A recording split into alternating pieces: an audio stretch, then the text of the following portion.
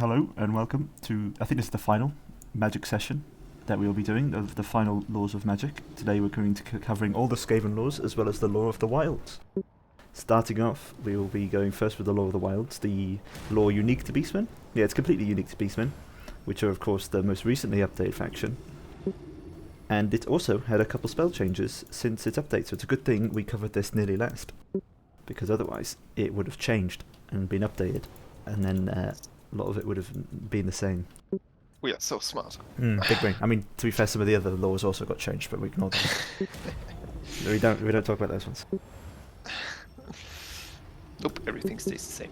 But we'll Unless go we talk ahead about it. and start with the classic cheap debuff hex that every law of magic has their cheap stat changing spell. This is the debuff variant. It's usually a buff. I don't think this has any buffs, this law. It does have one, but it's a really expensive one. And it's Devolve. Really cheap, 4 winds of magic, minus 24 melee attack, and minus 25% to both types of speed. Which is pretty solid.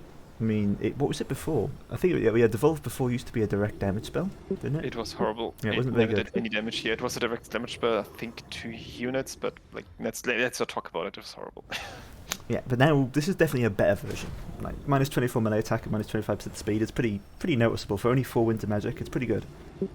It lasts 20 seconds as well. And what is the passive effect? I think is like charge bonus, isn't it, for the casting effect?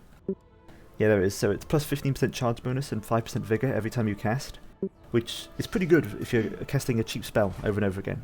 Getting 5% vigor back every time you cast a spell to all your units is pretty handy. It means all those units are going to stay at their maximum capacity for longer.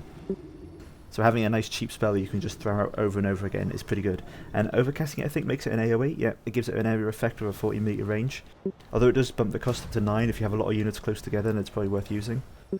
But overall, just a good, nice, cheap spell to throw out. And the passive effect for wilds is pretty good.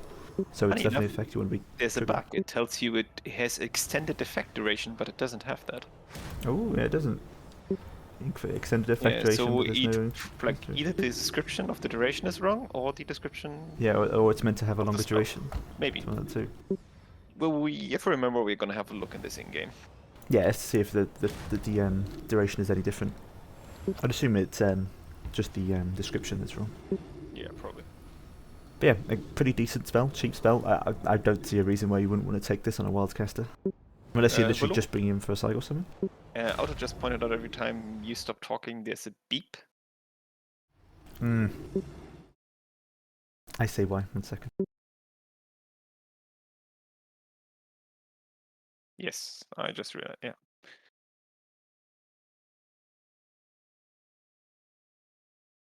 That's why. Yeah, okay. There's a weird beep. One of my microphone settings were wrong. There you go, it should be okay now. Yep, that's fine. Back to normal, ignore that. That didn't happen. We're moving on to the next spell now, which is Brave Scream. What's your opinion of this spell? I don't bring it much. Is it good? I personally haven't been using it enough. I have seen it being used to like really, really great effect. Yeah. But I think it's a breath spell that is a bit weird on the angle, because like as you know, like most of the breath spells, the line you see is only like half the spell, and that one has somehow a weird angle.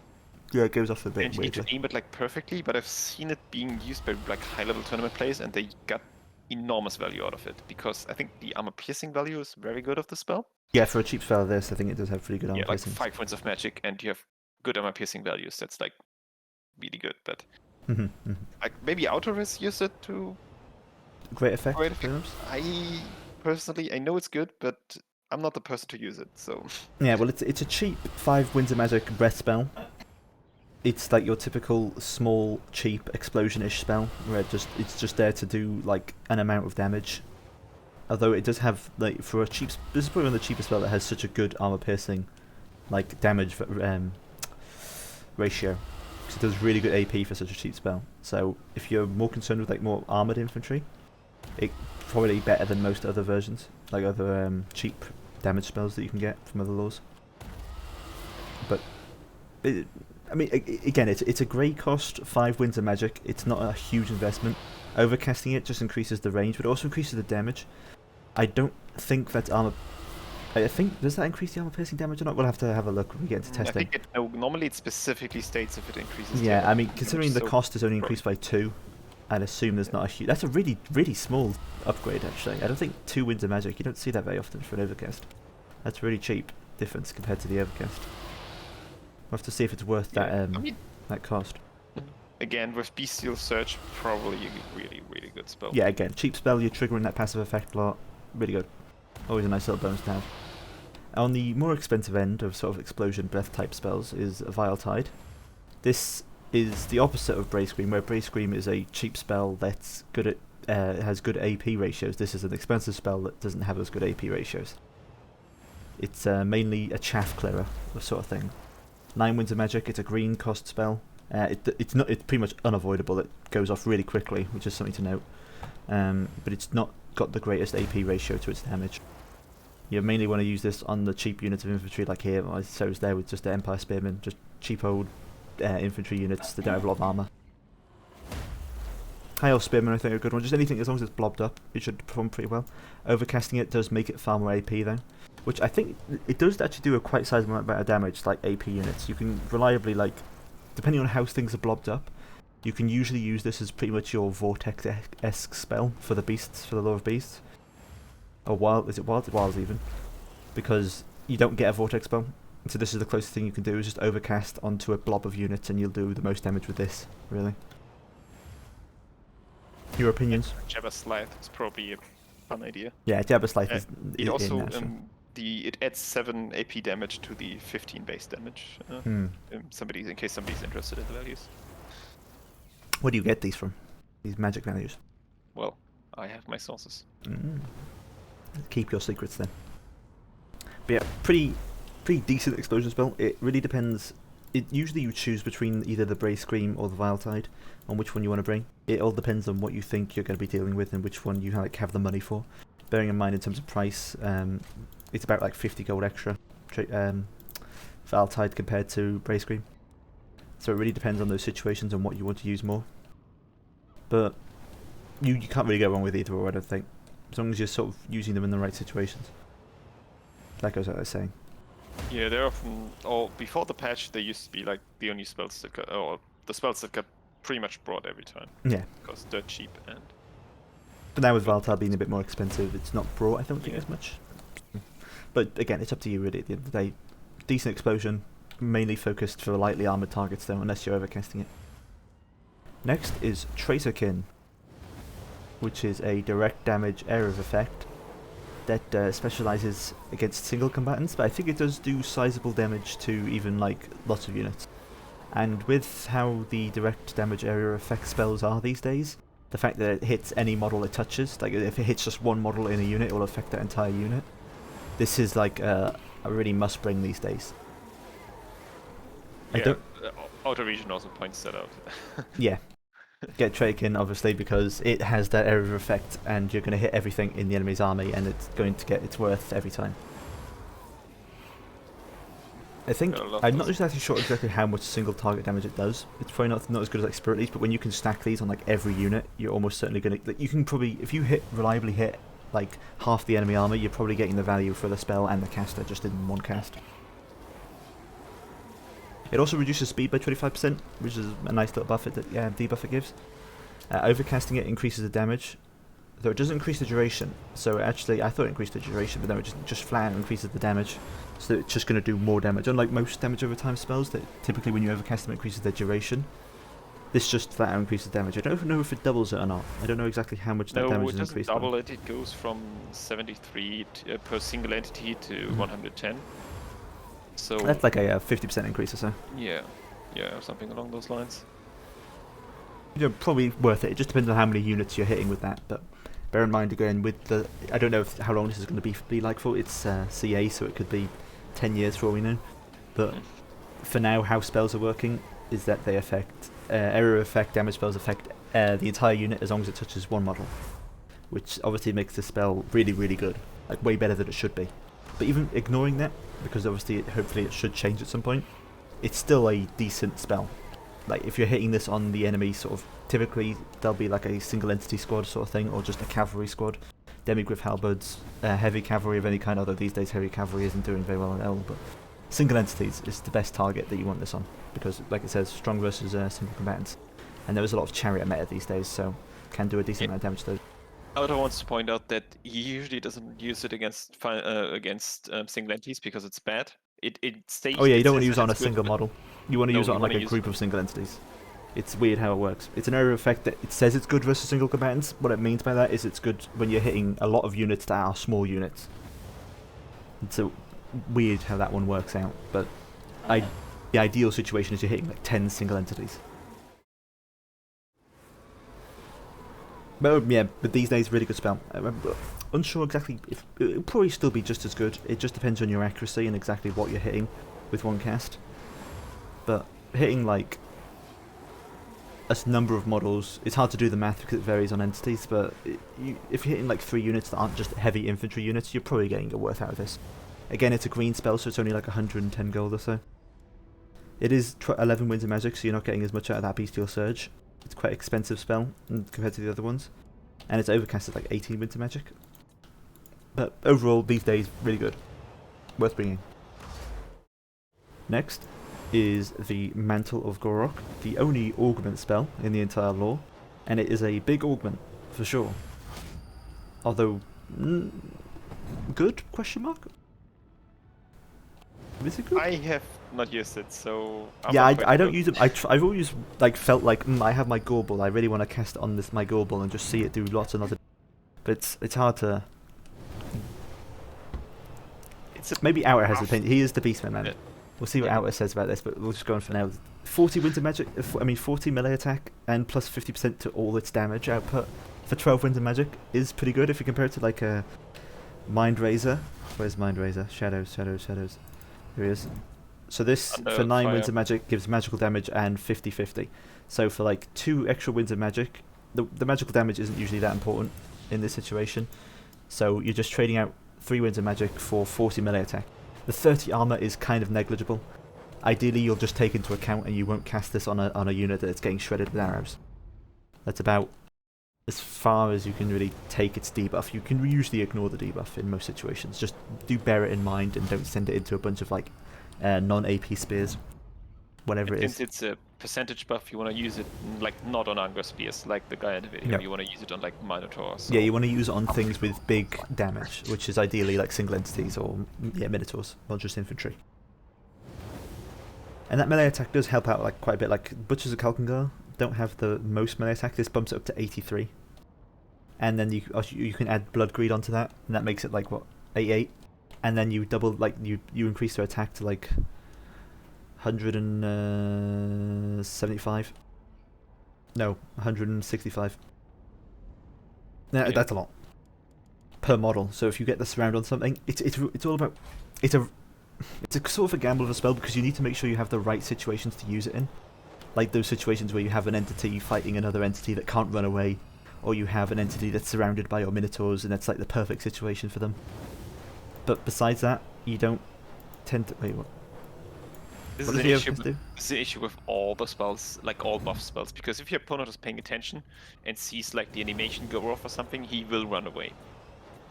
A bit of a weird UI bug here with the Overcast. Yeah.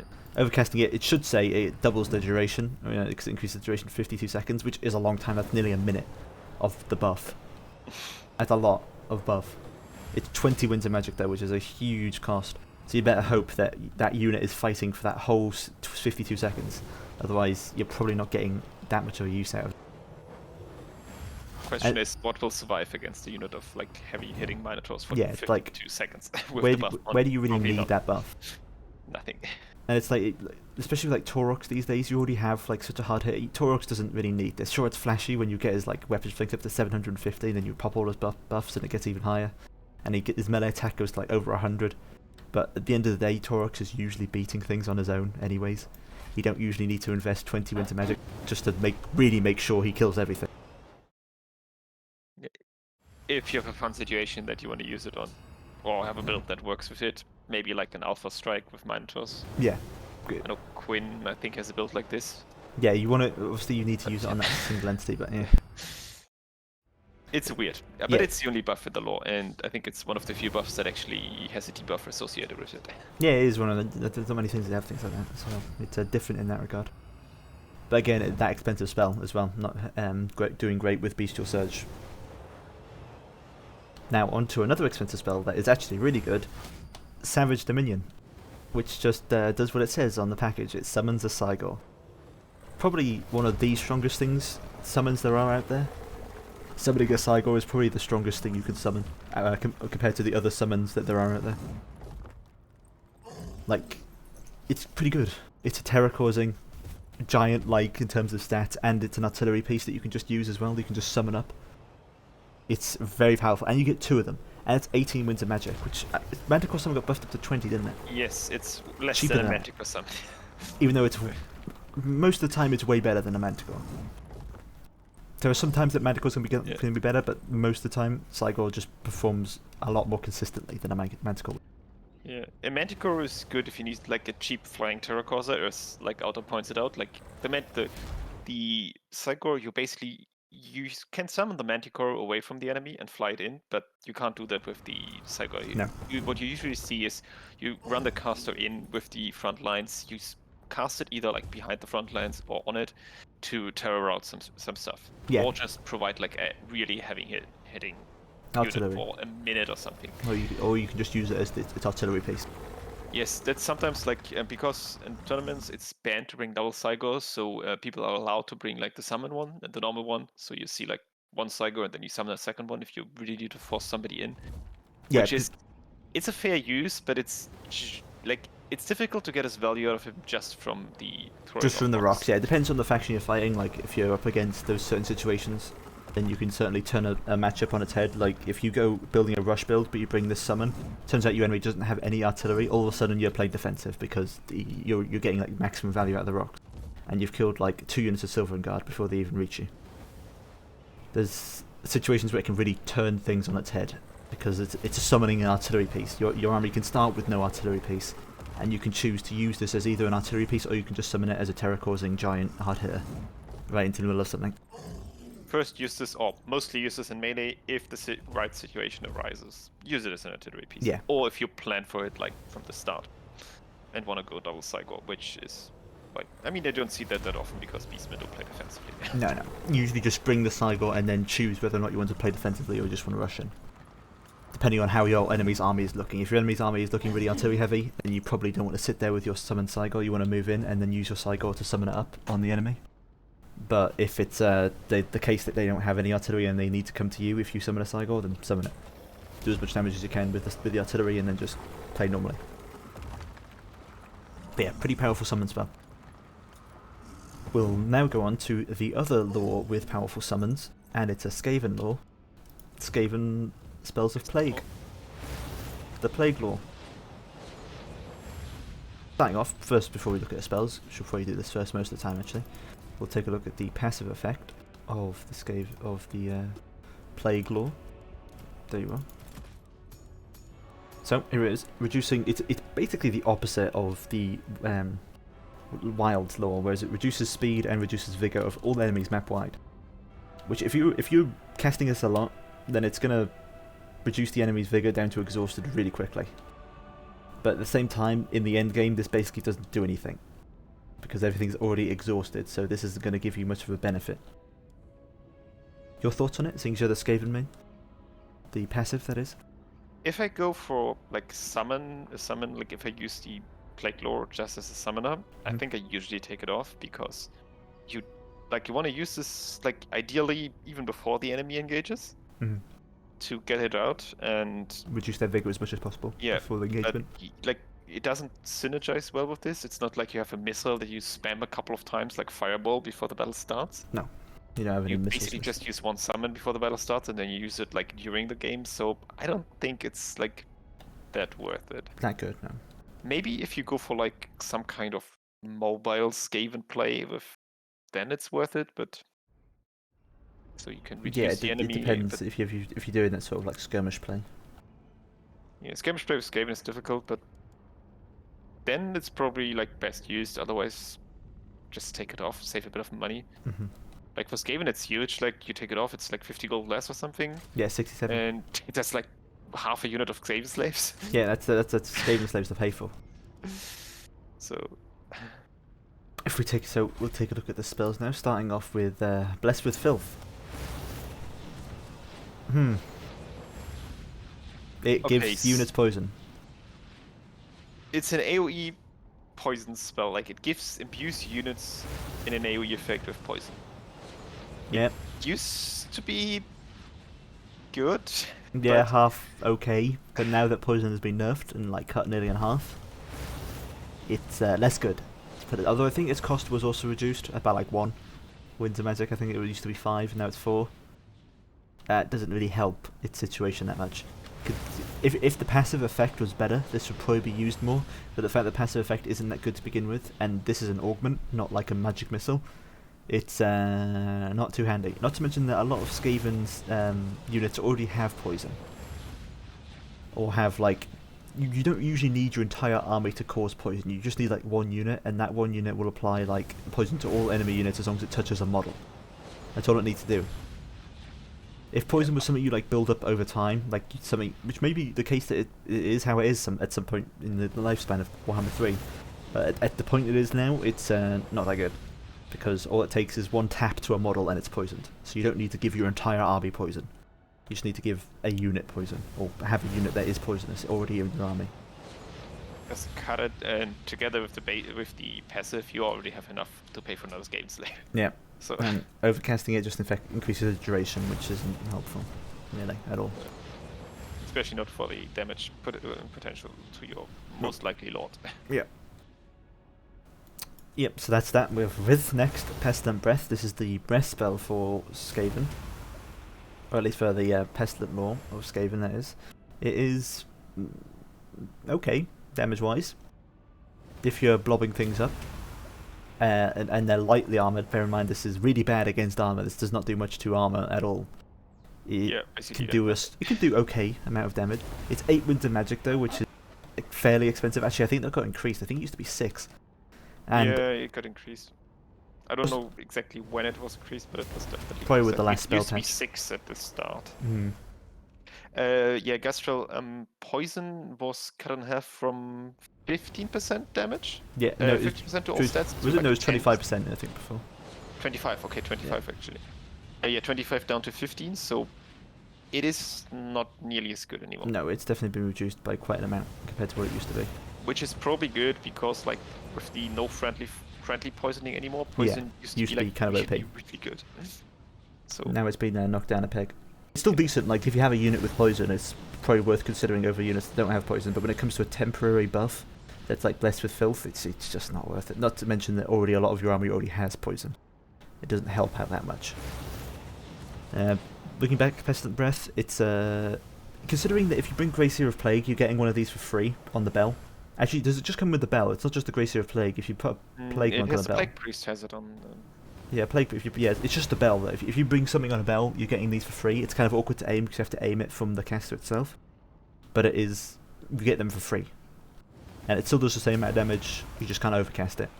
And bear in mind, the only thing the overcast does is it applies poison on contact. Yeah, the overcast is like not worth never it. worth it. But as it stands as a basic breath spell, No, well, you don't get it on the. You get it on if you use the Plague Priest on the furnace. If you use the belt, like a Gracier on a belt. Yeah, so if either you of them has a bell. Wait. If you get aimable. Yeah, okay. If you if you put it on the belt, you can aim it, and if you just use the Plague Priest, you can't aim it for some reason. Oh, yeah, okay, weird enough. That's probably another oversight by CA, but oh well. But yeah, it's a breath spell that if you're really like, I can't think of the matchups where this is particularly useful. Maybe against Empire. I'm trying to think.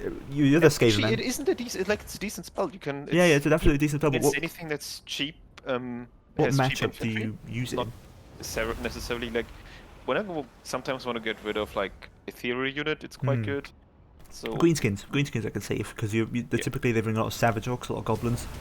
which are of course lightly armored. So, yeah, okay, there you go. Greedskins, lightly armored infantry that you know is going to blob up on your Skaven slaves. I mean, you're already nuking your Skaven slaves to death with poison with Globadiers. This is just adding more fuel to the fire. But it's a decent breath spell. The overcast isn't worth it, but as it stands as a base 8 wins across magic, it's fairly decent. Next is the spell everyone talks about. It's Vermintide. It's the summoning of Clan Rat. It's really good. We went over this when we talked about the lore of vampires and how a zombie summon is really good. Vermintide is slightly worse, but also better in some regards, but mostly worse. But it basically has the same effects that zombie summon does, except from Clan Rats will actually do a bit more than zombies will. Yeah, they also break earlier, but yeah, they also run, but that could be an advantage if they come back, sometimes. But yeah. There's no situation where you don't want this spell. No. Like you take the lore for this spell. Yeah, this is the spell. This is the invocation of Nehek of the Lore of Plague. This is the spell that you bring every time because it works every time. There's no situation really where this doesn't work out. It's a unit of Clan Rats, and even if it's down to your last model and all that's left is an enemy like single entity, this can do something. This can slow them down, this can do the tiniest amount of damage. And you get 5 of them, which you typically don't use all of them in a single battle, just to show, mainly because of the recharge of 41 seconds, but it's still, you use it whenever it's off cooldown. You use this to break a charge, you throw this into melee just to tie down units, or you summon it behind them so they get their hit to their leadership. You summon this into missile units, and you kill the missile units. You summon this into like some unit that you don't want getting away, so you tie them up and they can't get out, and they're stuck. There's so many uses for this. It's the same as the Raise Dead for Lore of Vampires. It's a summon spell that you're summoning a really cheap Chaffer unit, and you're just throwing it in for whatever reason you need it to be there. And it's really good, because you get 5 of them, and it's only 7 wins of magic, which is pretty cheap. And you get 5 of them. Did I mention you get 5 of them? It was actually used to yeah, be it used to be. I could just want it used to be 7. It used to be 8 at the start. Yeah, oh yeah, but I thought it was campaign exclusive. No. This is Vermintide that you can use the summonings. That is not a spell. That is just a summon that you get in campaign. Yeah, with the campaign thing. Yeah, you used to be you get more of these, but they toned it down. Honestly, I think it should be more like 4 of these you get. It also used to be much cheap. Yeah, it used to be it used to be 5 wins of magic. Yeah, I think 5 wins of magic. I think you use it like 8 times, and they didn't run away. Oh, they didn't run away either. Great. Also, slight correction. If you use a plague Gracier on the bell, you get Scorch instead of Pestilent Birth. If you use the Plague Priest on his furnace, you get a Pestilent Breath. And the Pestilent Breath cannot be aimed, but the Scorch can be aimed. Oh yeah, look at that. It's weird how he gets Scorch even though he's a Plague caster. But we'll talk about Scorch later, but you get it with the bell. Basically, I think most of the time we do, when we went over this when we made Skaven, but yeah, on bell's good. On bell's usually good. Back to the lore though. Yep. Vermintide is really good, always bring it. I mean, this is one of those certain times that I say with absolute certainty, you bring this spell. You don't not bring this spell, and you don't not use this spell. You use this spell, you bring this spell. I don't think many people could disagree. Gastral, what's the balance for usage versus Wind of Magic amount? Usually, I'm not quite sure how to understand you, but for the price, 7 Winds of Magic, getting a unit of Clan Rats is definitely worth their cost. Mm-hmm. It's difficult to ascertain how much value the Clan Rats get. They will not pay for themselves. No Clan Rat, Clan Rats hardly ever pay. It's for the themselves. utility more than the damage output that you're using it for. Using it to block a charge, kill a missile. Unless you're using it to kill a cheap, like an artillery crew, that's usually when it gets its cost. When it kills an artillery crew, that's when you're getting its full cost out of it. You get 1,000 gold for that. But for CA, it's mostly, I think, experimentation. They figure, they talk to multiplayer people about how they balance the amounts that you can use and how the Winds of Magic costs are. I don't think CA, I'm pretty sure CA talks to the multiplayer community for that. Yeah, sometimes. Not that much though. Just sometimes. Yeah, I don't know. I probably CA internal. You have to ask one of the YouTubers, probably Falcon. Yeah, somebody more popular than me.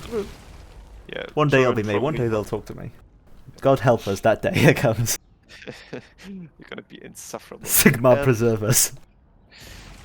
Yeah, that'll be a good day. Yeah, so Vermintide, when it comes to Winds of Magic usage, it's very up in the air. Even today, even after this many years, it's still very up in the air what exact values they'll be at. When it comes to the end of Warhammer 3, we might see completely different Winds of Magic values compared to what we're at now.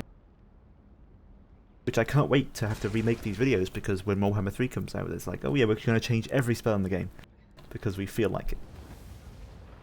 Anyway, moving on to Wither. This is a AoE Plague of Rust, basically. Which, when you compare it to Plague of Rust, because that is the spell to compare it to, Plague of Rust is 44 seconds, it's single target, minus 30 armor for 4 Winds of Magic. And then we go back to Law of Plague. Wither is a 50 second duration, it's an area of effect of 40 meters, and it's 10 Winds of Magic. So compare it to Plague of Rust, you're very much paying for that area of effect addition to it. Which, do you use it that much? How do you use Wither, like as the Skaven main of the house? I don't think it has a place in the roster, because you need like high damage output units, and you usually use your ranged, which is already armor piercing, or like most of your heavy hitters are armor piercing. Armor piercing already, like So rat ogres, hell pits, etc. etc. Yeah, what you can use it for is in a skirmish build. You use it on like let's say a dino from the lizards. You use it on, and then you hit it with like 3 units of or a couple of units of gut runners and night runners, for example. Yeah, you've got all your fast moving slings that aren't armor piercing, and you use this and it reduces their armor so they can actually do decent damage. I think overcasting it as well doubles that effect of armor to 60. Yeah, the problem is getting your caster into range, because you can only use playcasters, which aren't the fastest because you can't put them on a Doomflayer. And you can also just use Ashen Triads to reduce the armor by 50, or Death Runners. So which is a lot more reliable than this. I mean, minus 60 armors is quite good, but it also will damage your caster, which will also supposed to be your lord, and it's also 16 Winds of Magic. Which again, if we go back to typically, because when it comes to reductions in armor, you don't want it to be an AoE effect. You're mainly focused on that single target usually that you're sniping down. Like, look, Overcast of Plague of Rust is only 6 Winds of Magic, and this is the ideal spell for this situation. You don't usually want to affect multiple units with an AoE armor reduction. So it's very much out of place. I think when Warhammer 2 first came out, this was a lot more in use. But now with all the new additions that Skaven have, that's armor piercing and big and scary, and they don't really need this spell anymore. Also, I think this used to be cheap. A lot cheaper. Yeah, it's way too expensive. Like, there's no reason to bring this. No, not really. There's not an awful good situation. Yeah, 1 unit of Death Runners can also, like, potentially kill, or not kill, but if they only need, like, 1 model to be in contact to reduce the armor. So if you send them in a clump, it will probably hit every unit in that clump, so... Oh, Urban Scompus points out a Plague Monk build, which, you know, would work well if Plague Monks were good. But unfortunately, I mean, you can pair it with the Plague Monk summon, which we'll get on next to, but that's like all of your Winds of Magic into one spell. And it's going to help you kill like a unit of infantry at best. So, out of place these days when it comes to the Skaven lore. Skaven just sort of build that the Skaven have. It just doesn't really fit in anymore. Builds are, like... Plague Monks are, like, just... we talked about them in the Skaven review. That's not the roster. Yeah, this isn't the roster review. If you want to see why Plague Monk's bad, we rant about it in that video. It probably changed a bit. They're a bit better now, but like not even much. Then, you're still just bringing them for the summon. I don't think most people don't bring Plague Monk units on their own. Anyway, on to the next spell. Plague.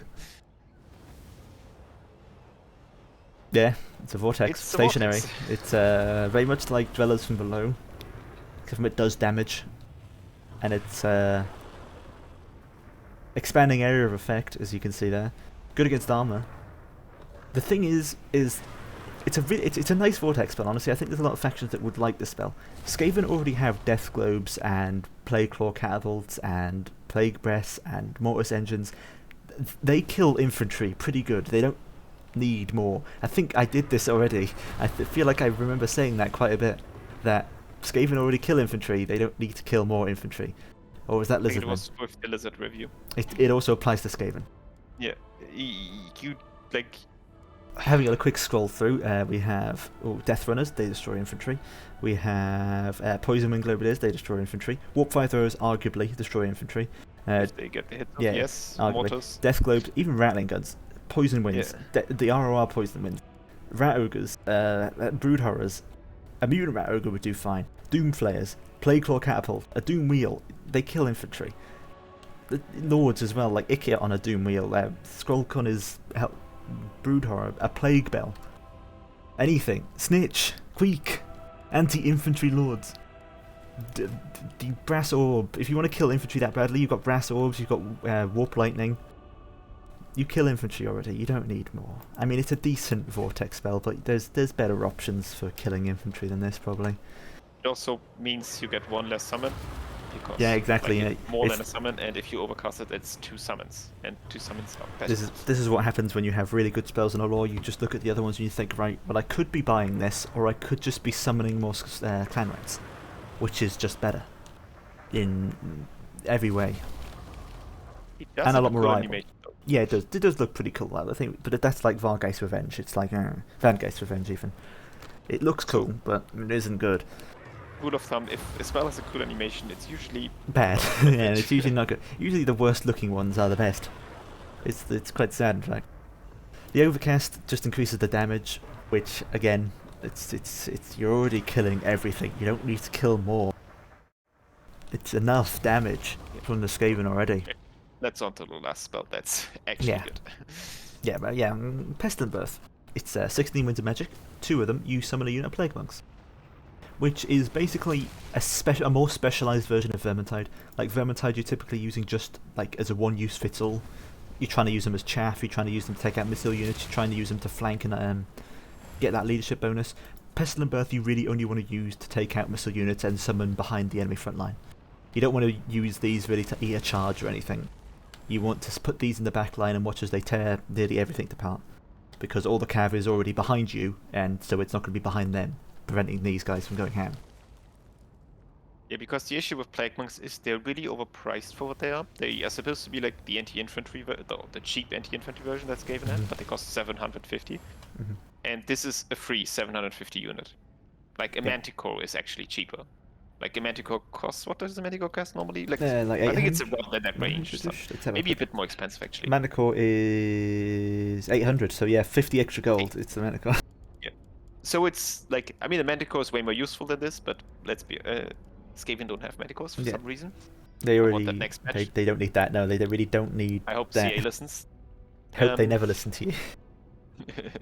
Oh, Skaven would be so great if they would listen to me. They're already too great. It's 16 winds of magic, which is quite expensive. Like if you take that and the Vermintide, so the clan summons, you get 8 summons, but you barely like make it out with winds of magic. 7 summons, yeah. It's gonna be tight. That is typical. If you're going only Law of Plague, this is usually what you bring. You bring Vermintide and Pestilent Birth just for all those summons, and you typically get all your magic used up. Most of the time. Yeah. And this is pretty much like, normally in this lore, you see Pestilent Birth, you see Vermintide, and then sometimes you see Pestilent Breath instead of the Pestilent. Oh, too much Pestilent. You too see much Pestilent Breath instead of Pestilent Birth. Not a true Skaven. There's never wind enough spell pestilence. Instead of Plague Monk summons. Yeah. Typically, you bring the wind spell over the vortex spell, but again, it's the best spell where you're already killing infantry. Like you use this against infantry, but you're already killing infantry. But yeah, it's going back to Pestilent Birth briefly. One of the main reasons why Plague Monks are really bad is they don't have a lot of survivability. They have 10 armor.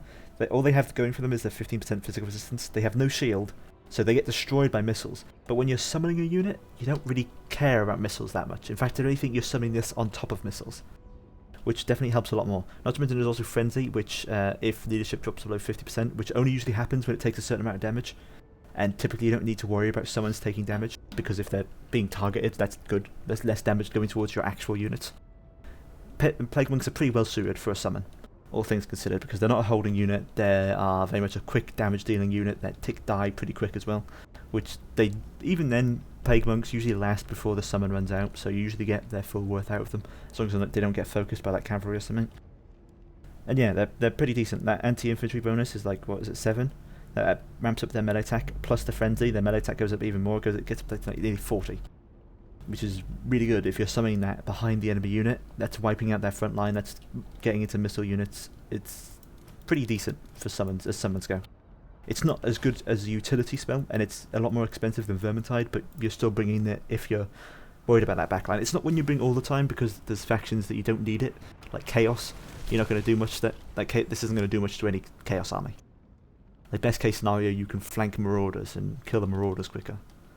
But it depends on the situation and what army you're going up against.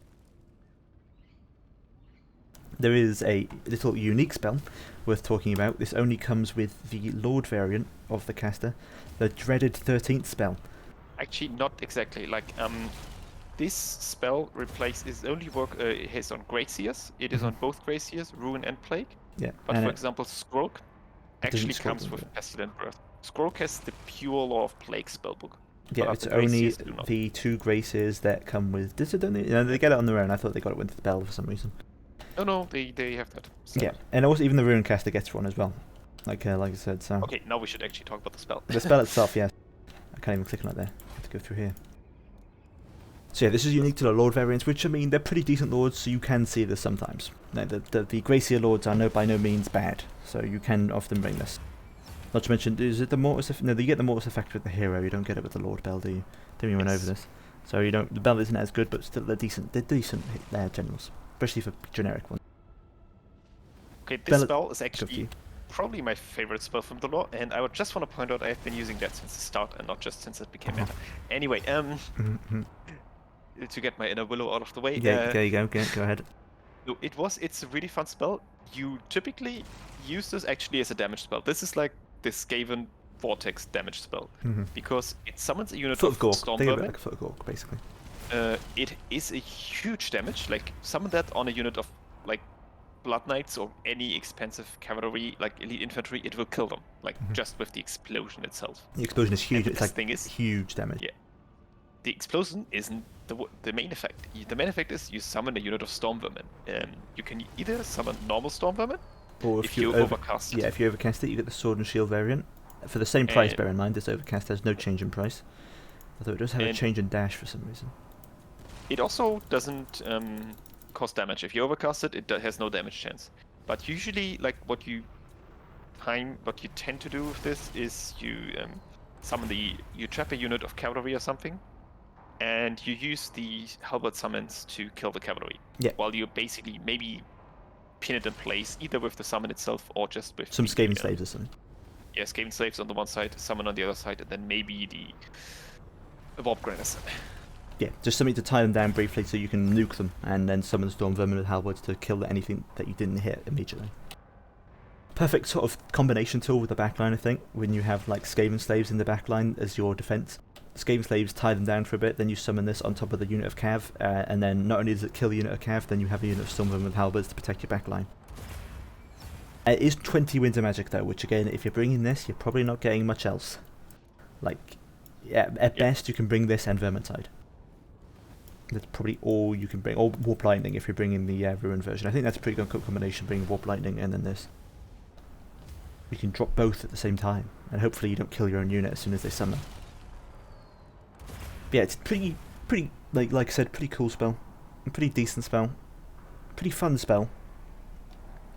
Not as good as Vermintide though. So... yeah.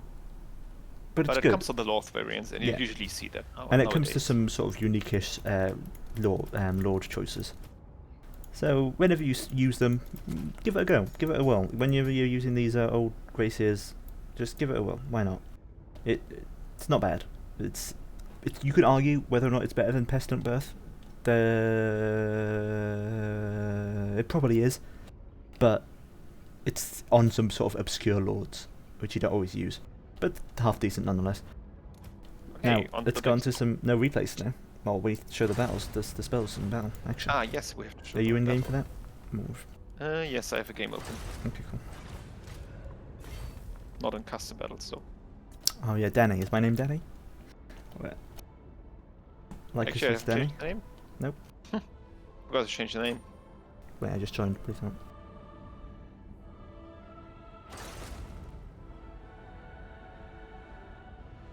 Boom. Alright. Well, the Skaven man, you bring the Law of... Make sure you bring the Gracier version as well. Yes. And I shall also bring the priest, but it's gonna be difficult to get all the magic out. playing Beastmen, it's that time again to bring... Oh yeah, Skaven don't have access to that much Winds of Magic buffs today. I suppose you can bring... No, there really isn't that many options, is there? It's like the only option is like Ikit, no. isn't it? I don't know about any option. Maybe Chet can help us out. But Ikit I don't has think his there like... is any. The Ikit has his thing. That's about Yeah, it. but I can't take Ikit because I want to take the play. Yeah, it's really just Arcane Conduit on the Graciers. You don't even get them on the Plague Priest, do you? No, there isn't really an option. Yeah, not really. Okay. Anyway. Back to Beastmen. Unlike us Beastmen, we have absolutely, definitely a certain option.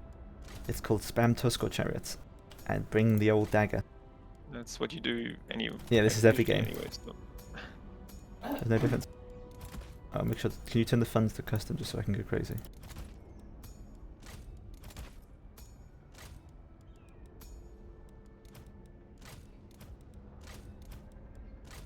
Cool. And then I'll just throw in some infantry units, like some Ungors, some Ungor Raiders, some Gors, some Bestigors, some cavalry maybe, some Centaurs, just to spice it up. And then I'll just bring a cycle just for that sort of this. Is there anything you want to specifically use your spells on? I mean the explosion. Some yeah, Bestigos would be nice for the explosion, but that's about it. Bestigors just to show that, yeah. And is there anything else specifically you want? Just bringing like clan rats and storm vermin just so we can see those armor differences, how armor affects spells differently. So if you just bring some regular storm vermin or storm vermin with halberds. Yeah, put some storm with halberds, normal storm vermin. I have a lot of skaven slaves. Bring in Bobker and a net for. Oh yeah, also bring some single entities so we can see what kind of trait it can damage does. Well, I know you're already bringing a ton with your casters, but still. I want to see what kind of damage trait it can does. Yeah, some Doomflare, 4 Doomflares now, so should be fine. And that's probably about it. Oh, I'll bring actually some Minotaurs so we can see what kind of damage buff they get from the Mantle of Gorok, also a Gorbel. Cool.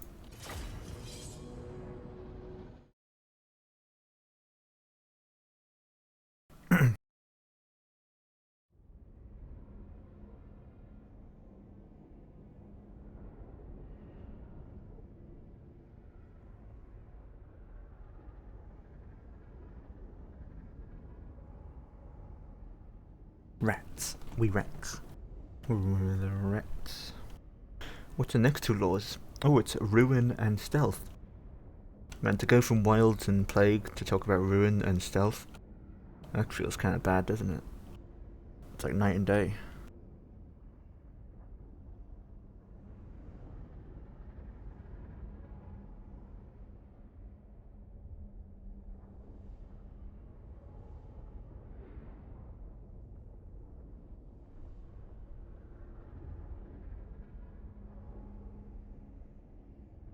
I'm back in a second.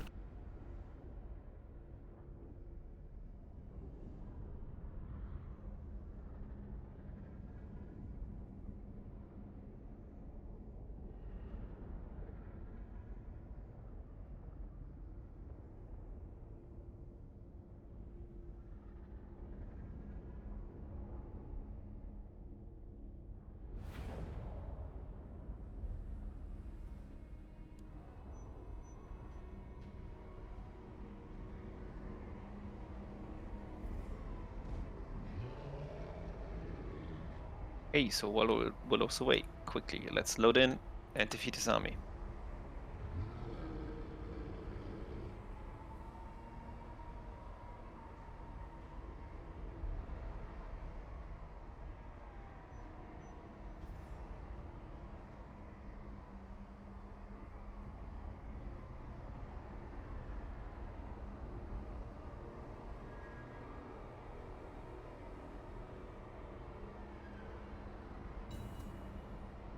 I'm back.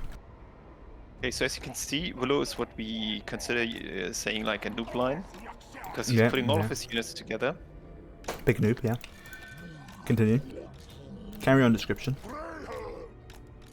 And he's also abusing unit caps by using the Tuskor Chariots. And also by using too many funds. Yeah.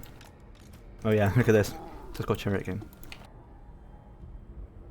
I like how that's allowed in quick battles. I need to use that. Next time I'm on a quick battle, I'm going to do that. Just because I feel Just like use Tusk Chariots. yeah, just full Tusk or Chariot army. I want to see how that goes. Oh, that'd be funny. I wonder if Zerg's tournament doesn't have any rules. We do that, right? Yeah, that's what we do, right? Like, 'cause if Zerg makes his tournament, I'm and he doesn't not play even in the rules, tournament. and he's gonna do it in like a couple of weeks though. When he does it, that's what I'm gonna do. Okay. Cool. Anyway, I mean, it wouldn't be the first time that Willow has broken rules to no, win, no, but not his fault if he doesn't put any rules in. Right, so he's asking for it then. okay, so you want to go first with your law? Yeah, I'll go my law. Let's bring like Gorich next to the Doomflayer so we can compare damage, like one entity to 3 entity. Put like a unit next, Gorich next to a unit of Doomflayers.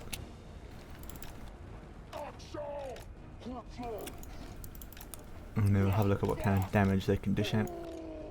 The old Traderkin. Bear in mind again, like we went Traderkin, if I put this down like here, this would probably hit all of the Doomflayers just because of how model thing works.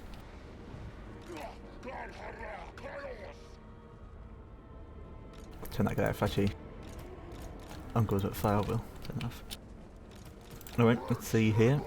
Trey can also try and get the Skaven slaves in there just so we can see what kind of damage it does to them. So here we go. Take a look at that Del. So 5,700 on Gorich. I'll look at Gorich yourself. Yeah, as you see, like only one of the Doomflyers was actually like barely in range, but all of them get hit for some reason. Because thanks, CA. Right, well I didn't do anything to Gorich. Yeah, as Auto pointed out, not good as single entities. Mhm. Probably even like, how much value did the cast get? Oh no, it did 20. No, wait. How much damage did it do? It did literally nothing to Gorich. Is that a bug? There's probably still a resistance chance in it, and Gorich also has magic resistance. Only 15% then. Yeah, if it's the resistance chance, then it wouldn't be very. Yeah, chance opponent moves resist damage. That actually makes it not so good against single entities. If we take a look at the damage, you can see the difference in damage. Auto just points out, yeah, that's how it works. So never use it against single entities. Right. Yeah. Okay. There you go. So it's mainly used for not single. So the description lies. This is wrong. You want to use this against as many models as possible, as many units as you possibly can fit into an area. Is usually what you want. Now, if we take a look at some of the damage values, single entity took literally no damage. Skaven slaves took about 600 damage, which I mean is pretty good if you're hitting like 6 units. Why is one of my units running? Why is he dead? I'll ignore that. Don't go after my caster, you meanie. If we look at the Doomflayer damage, they've taken about 400 damage, so it does seem to do a lot more damage to infantry units, but again, it's Skaven slaves, so when it comes to the model differences, the worth, the actual value, you're probably getting a lot more value on the Doomflayers than you are on that. Next, we'll see if Gorich loses to a Gorbel when he has Mantle of Gorok. Here you go. Fight the Gorbel. Pretty sure Gorich loses to everything. Yeah, he does. Okay, let's see. So there's that damage buff. This Gorbel is now at... Look how that oh dancing no! Okay, so this Gorbel is Beautiful. at 630 weapon strength and 84 melee attack. Let's see what he does. Let's see these damage outputs. Right, well, it's not going great for him right now.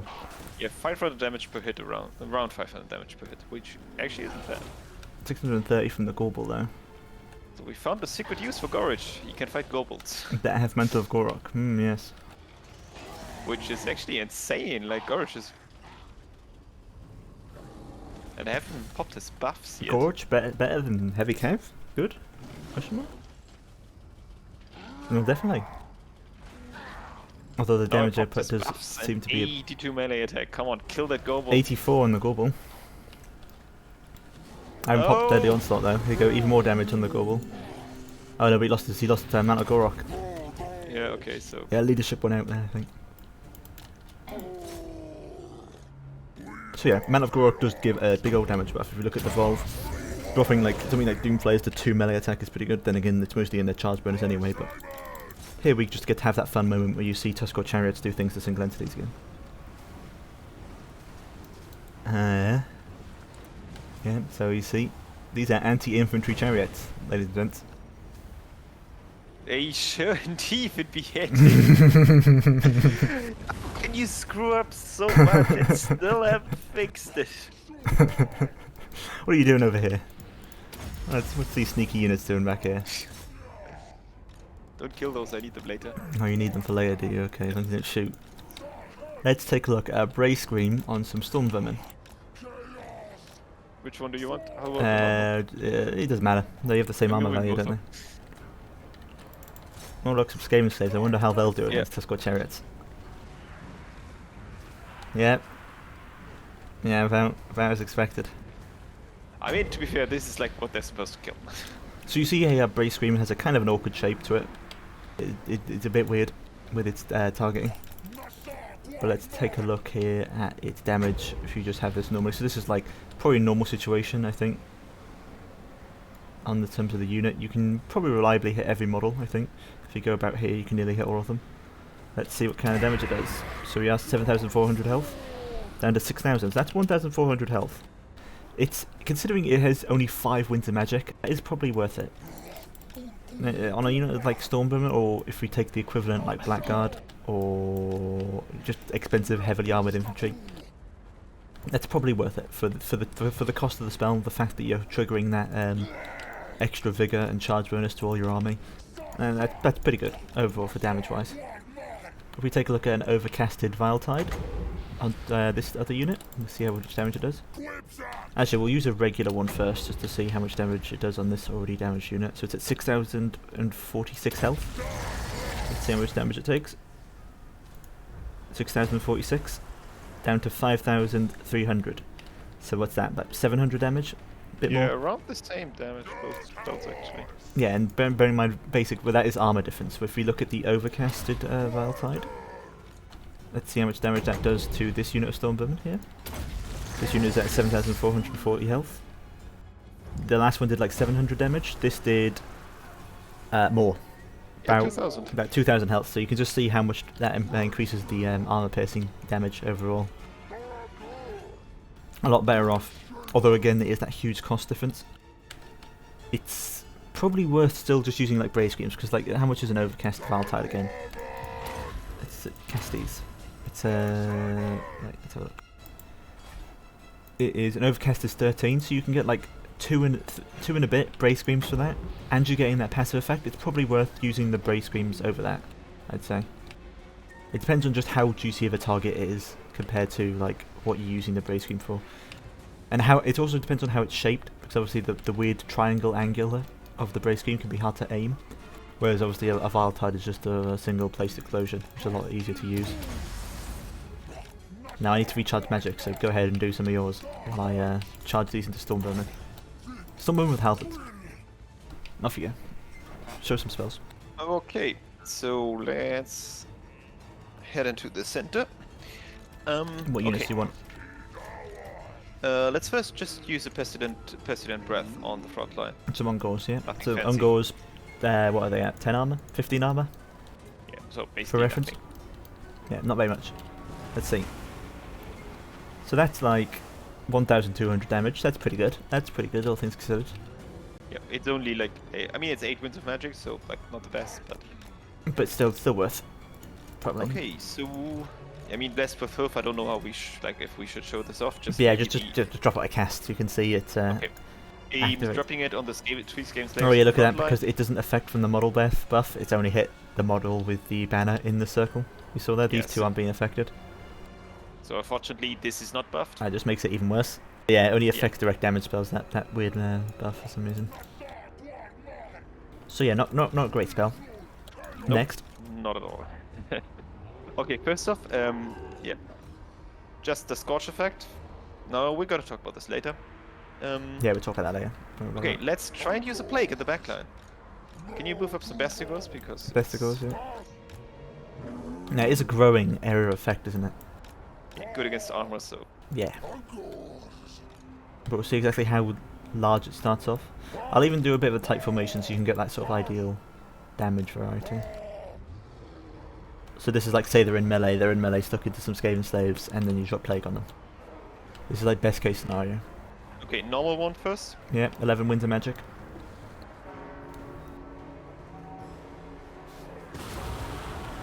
So here we are, they're here at like max. So you can see their health just does plummet down.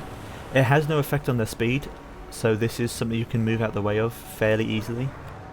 In fact, it's something you should move out the way of immediately as soon as you see it. And that does make it kind of avoidable. You can see here, Toll Cast, it's, what is that damage-wise? On that best, of course, because you're at 80 armor. No, it's not, it's 95 armor. And that's basically 5,200 damage.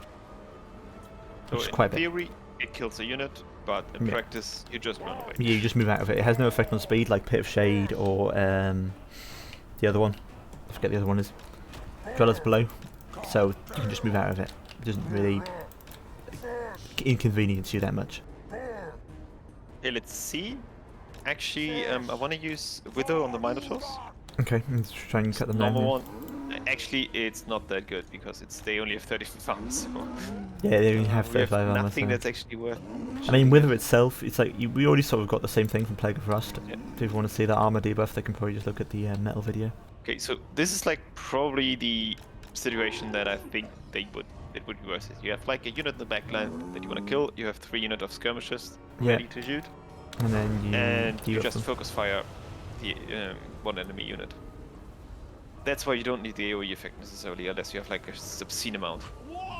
But the problem is like you have better tools. Like you use the Ashen Triads for that, or you use Jezzails.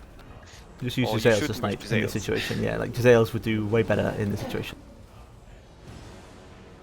Especially if they're shielded variants, so you can do that shield breaker effect as well. Like if they're butchers, they lose that shield because of Jezzail effect. Whereas this doesn't do anything to their shield. On another run, Gatorana's really good. Yeah, they're doing alright damage. They need to be shooting my cycle though. That's mean. Time to go, rock. guys. Like how they all scream as soon as you tell them to move away. But yeah, back to my spells, because actually no I don't, never mind, you keep going, I need more magic.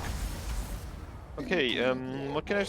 I'm going to charge my into my... Okay, let's do my favorite spell. Oh yeah, 13. to use it on that best score unit, use it on the best score unit just so you can state exactly how much damage it does. Yeah, I'll try and clump them as much as possible. Actually no, if I do a tight column, just let them blob up probably first. just kill the Skaven slaves and then... No wait, okay, yeah, do it now. Yeah, there you go. Yeah, so I'm basically just summoning the Skaven slaves because I anticipate that they will probably either die anyway or... Didn't quite hit it dead center, but that's half the health. And then you summon Stormvermin with halberds.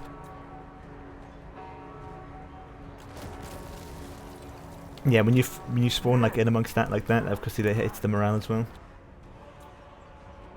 So yeah, pretty flashy, nice explosion. Tuskors are still going crazy over here. I've been paying attention to this flank. Yeah, just ignore the Tuskor, maybe it'll go away.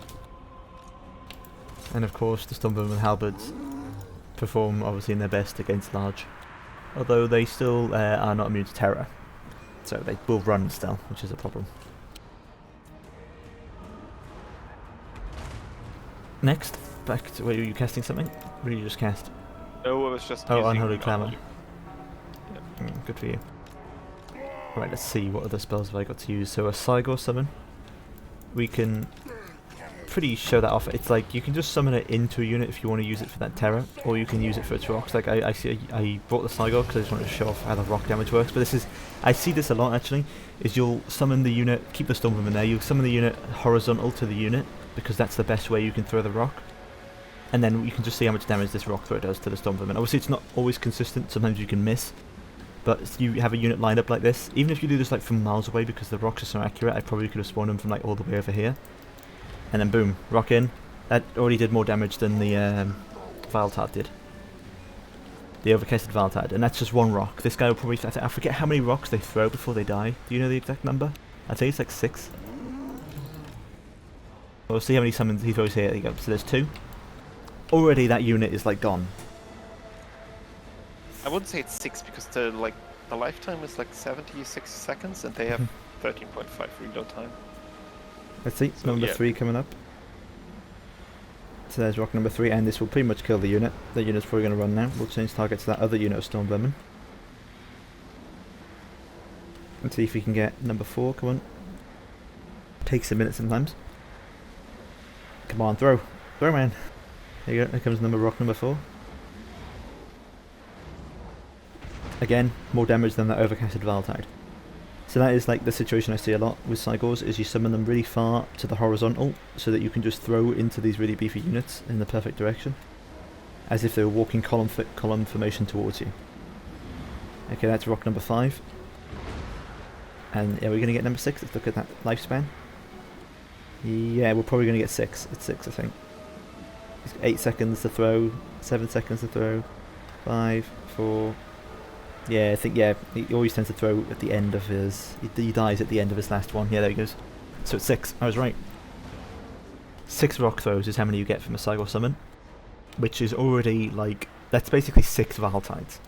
As long as you're aiming them properly. It depends on how accurate you are, and how lucky you get with the hit. But it just shows why Cygor summon's so good. Oh, actually, we've got some information from Hour. Can you read that out? So I don't just stand still. Spur Leash Function Inspiration has around a 70% chance per single entity to hit per second, I think, or like half second. And Traderkin is like 30%-ish. Yeah, so it's a much reduced chance to hit, which makes it actually really bad against single entities. So I was wrong. This is a lying spell. I was deceived by the spell. It's just to use as you would like Flock of Doom. You just throw it into as many units as possible. It happens, compared to Flock of Doom, it does a lot more damage to lower entity targets. Oh, you want to watch these Doomslayers die again to the Tuskor spam? Oh yeah, look at the ramp. There they go. And they're gone. Anti-infantry though. Don't worry guys, it's just anti-infantry. What spell haven't I used yet? Have I used them all? I've used them all, I think. I can overcast this. Could use if you have a bit more magic, I can use the Pestilent Birth, but... Can we set it to speed 3? I don't have like ways to regenerate magic.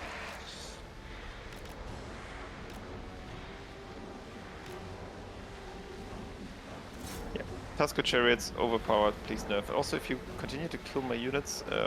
my army loss. Oh, yeah, well, let's see how they do against Rat Ogres. These Rat Ogres trying to escape the anti-infantry Tuskor Chariots. There's their health bar. And they've run. And the unit's shared. And all of the... You notice how all the heroes are on like no damage. The only reason my Lord's taking damage is because I've been using Rod of Corruption. Forbidden Rod even. So yeah, Tuskor a slight bit OP. Only a little bit.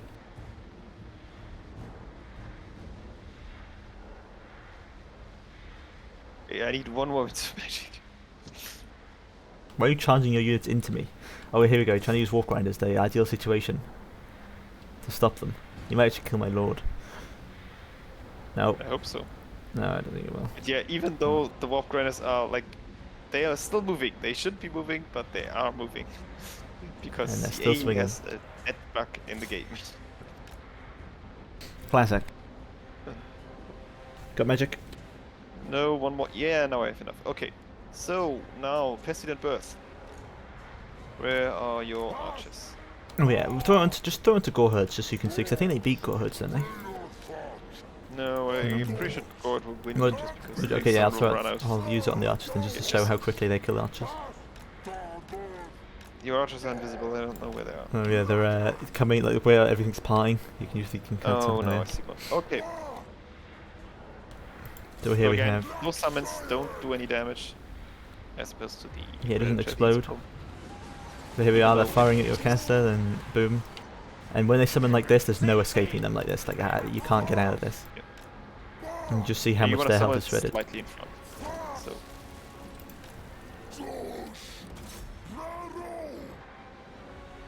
Yeah, that will cleave through your backline really quickly. Not to mention they have the speed to keep up with things, tend to. They have like 38 speed. Ideally, with the full threats nearby, once it's out of the chase those off. You chase down the full threats. And then you see, like, you run into the next unit. Yeah, and you just keep doing that, basically like a chariot. Running it through and through, killing all these cheap, easy to kill units, and just trying to avoid anything that's actually trouble for them. Maybe is that all of them? Is that all the spells now? Yeah, I mean out of magic anyway, so... Yeah, I'm out of magic as well. Let's just show how the dagger does against, how Tuskors versus Bell. How they do with Lord sniping, let's see. So say I found your Lord with my Tuskor spam. Now ideally I want to get behind them a bit. Yeah, just look at the damage and honestly, So that guy was at full health a minute Did ago. you even run a battle before? He was at full health, I swear. Yeah. And he's dead now. Plague Priest Caster? Oh, you think your Footlord's safe? Okay, He's a little bit more safer because he doesn't have the same... He gets thrown around a bit more. But yeah. There's that. Let's see the Tuscarora Chariot value. Let's see, 1,700, 1,700, 1,200, 800, 2,600. That was the global. 2,200 on my caster. So yeah, just Ghost. Okay. I'm gonna get something to drink. Alright, I'll start on the next laws then. Yeah. Let's go. Starting off, we will start off with Skaven Law of Ruin, which is here. Let's take a look. Actually, I think this has a really good passive effect, doesn't it? Yeah, it does. Musk of Fear gives a map-wide -12 melee attack and -4 leadership to all enemy units. That's... this is one of the best casting effects in the game, I think. -12 melee attack to all enemy units. Now, the problem is it doesn't fit with the Skaven playstyle as much. Skaven these days are very ranged focused. So this does mean that your Chaffee front line won't die as quick, which is definitely helpful. But these guys definitely don't benefit. Skaven don't benefit as much from this debuff as, say, like Greenskins would. Like, if you're in a 3v3, this is the reason why you bring Ruin Law every time, because this is insane. Like, you pair this with your other friends, and all of a sudden the entire enemy army has -12 melee attack for almost the entire fight, as long as you're only using Law of Ruin to cast. Just keep throwing out Warp Lightnings whenever it's off cooldown, and there it is. That's enough. Very good passive effect. It just doesn't quite fit with the Skaven playstyle, unfortunately, compared to how good it would be in other more melee-focused factions, like literally anything but Skaven, or Coast. It wouldn't work too well in Coast either, but Skaven is like one of the worst for this. It still makes it really good though. -12 melee attack will still help out quite a bit, and when it comes to using cheap spells, really good. Let's go on to the spells first. Warp Lightning, probably the best spell in this lore. It's a really, really solid bombardment spell. Like, really solid. It is, for 6 Winds of Magic, this does a really, really good amount of damage. And again, it's 6 Winds of Magic, so you can be triggering that really good passive effect a lot. Overcasting it increases the number of missiles, which also increases the number of damage. Not to mention, this comes down really quickly. It does a lot of damage, whether it's to heavy cav or to infantry. It's got really good AP values for a 6 Winds of Magic spell, and it's just got really good damage values for a 6 Winds of Magic spell. It doesn't matter if it's heavy cav, if it's heavy infantry. It doesn't do a ton of damage to single entities, but it still does an okay amount of damage to single entities. It does, for its cost, it is a really, really solid spell. It's not quite up there with like Vermintide, because summons are just better than damage spells, unfortunately.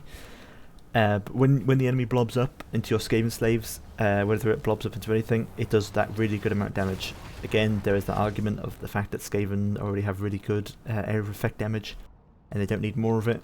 They already deal with infantry pretty well. But it's more of an exception because it's very cost efficient. The debuff that it gives whenever it's cast with its passive effect is really good.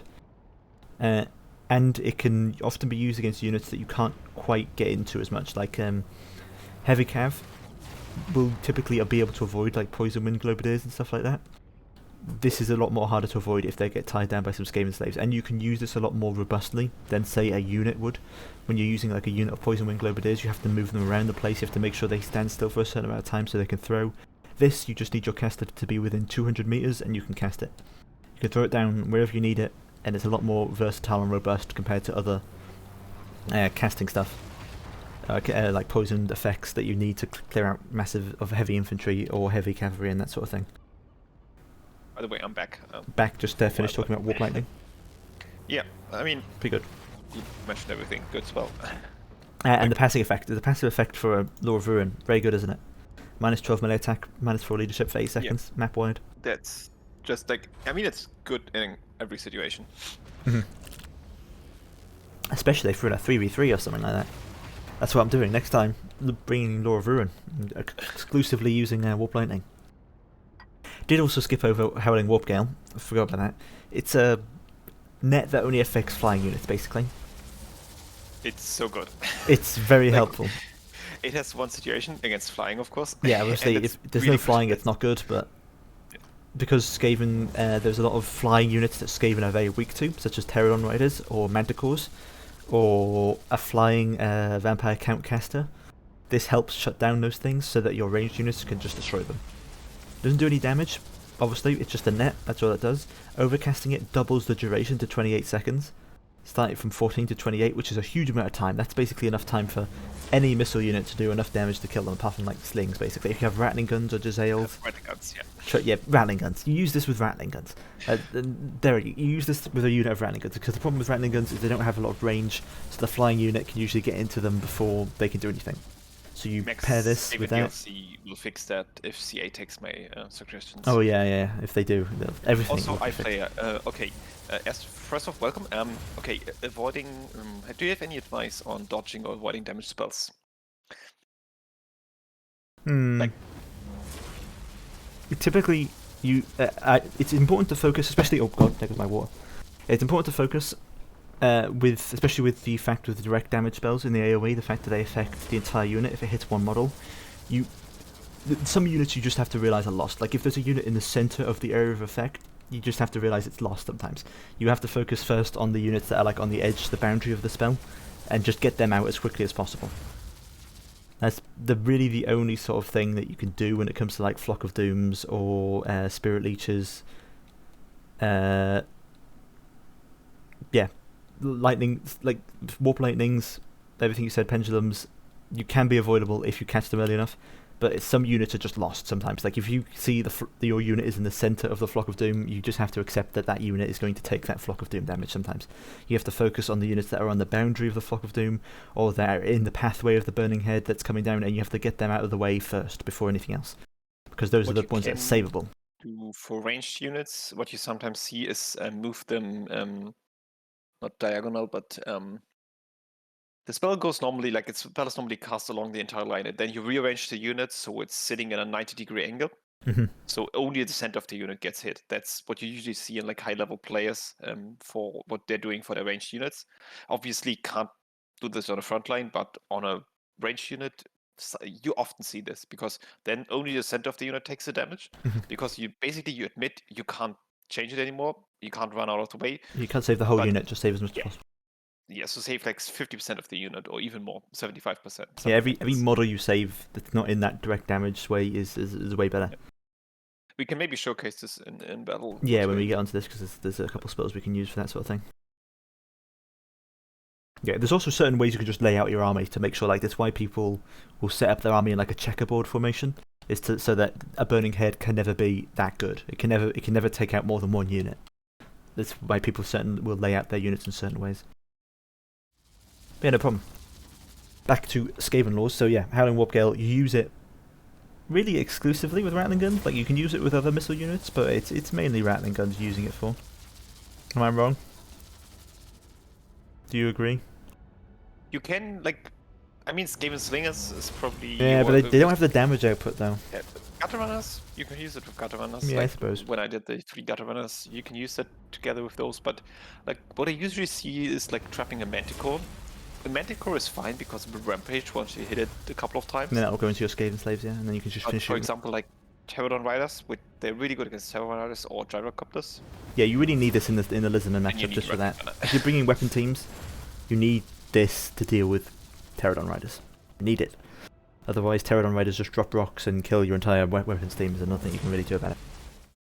Bonus, if you use it together with the Teeth Breakers, because you can stalk them. Yeah, so it can be a nice, pleasant surprise for those Pterodon Riders, or those Manticores that come around the corner. So yeah, if you are in that situation where you know you're going to be dealing with flying units, or you know that there's a risk that if the enemy brings flying units, you're very dead, you definitely want to bring this. Just to eliminate that risk, because again, it's a common spell, it's only 5 winter magic, you're not really investing much. This is fine to bring whenever you think there's a chance of flying units coming in. Okay, enough about one spell. Yeah. Let's move on to Death Frenzy. Death Frenzy. Now, there's not much to say about this one, though, is there? I mean, it's a buff to melee damage. It gives immunity psychology, which of course is very nice for Skaven, but it's a melee buff to Skaven. Skaven are not a melee faction. They are very much a weapons team faction in this day and age. At best, you're a Molder faction, which most Molder monsters already have immunity psychology, and already have pretty good melee attack, just flat out, and there's better ways to give them stuff.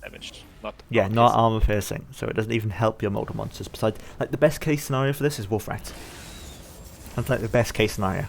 Maybe Plague Monks, if you're going with that strange Plague Monk builds that I don't think works, but... Since they already have Frenzy, they already have immunity psychology, there's that. Yes, like, you just non-armor piercing, poison variant Wolf Rats, that's like your best situation, because their problem is they can get terror routed very easily, and they don't have the highest melee attack. This fixes both problems. They still have low leadership, which is a problem. This doesn't help that fact, but at least they won't terror rout it anymore. Overcasting it, I think, is an AoE. Yeah, yes, it makes it an AoE, which is... actually becomes maybe half decent. Yeah. If you're going for a specific, like, either you have a big Molder squad, like you have a Packmaster with Wolf Rats and Rat Ogres running around the place, casting an AoE on that is pretty usable. Or you have a box formation because you're up against vampire counts. If you're going like a Skaven box, this is probably what you want to bring if you're bringing a Ruin Caster, because I think you can usually go either Ruin Caster or Plague Caster when it comes to box builds. Yeah, in the boxes. Yeah, you can go both, definitely. Both work. Mainly because of the spell, because Ruin. Yeah, because in a box it's not that important to have the summons, so you can actually go decently with the Ruin Caster. Yeah, pretty decently. So yeah, it has its situations, it's just when it comes to the common Skaven style of play, which is weapons teams, it doesn't have that much of a use at all.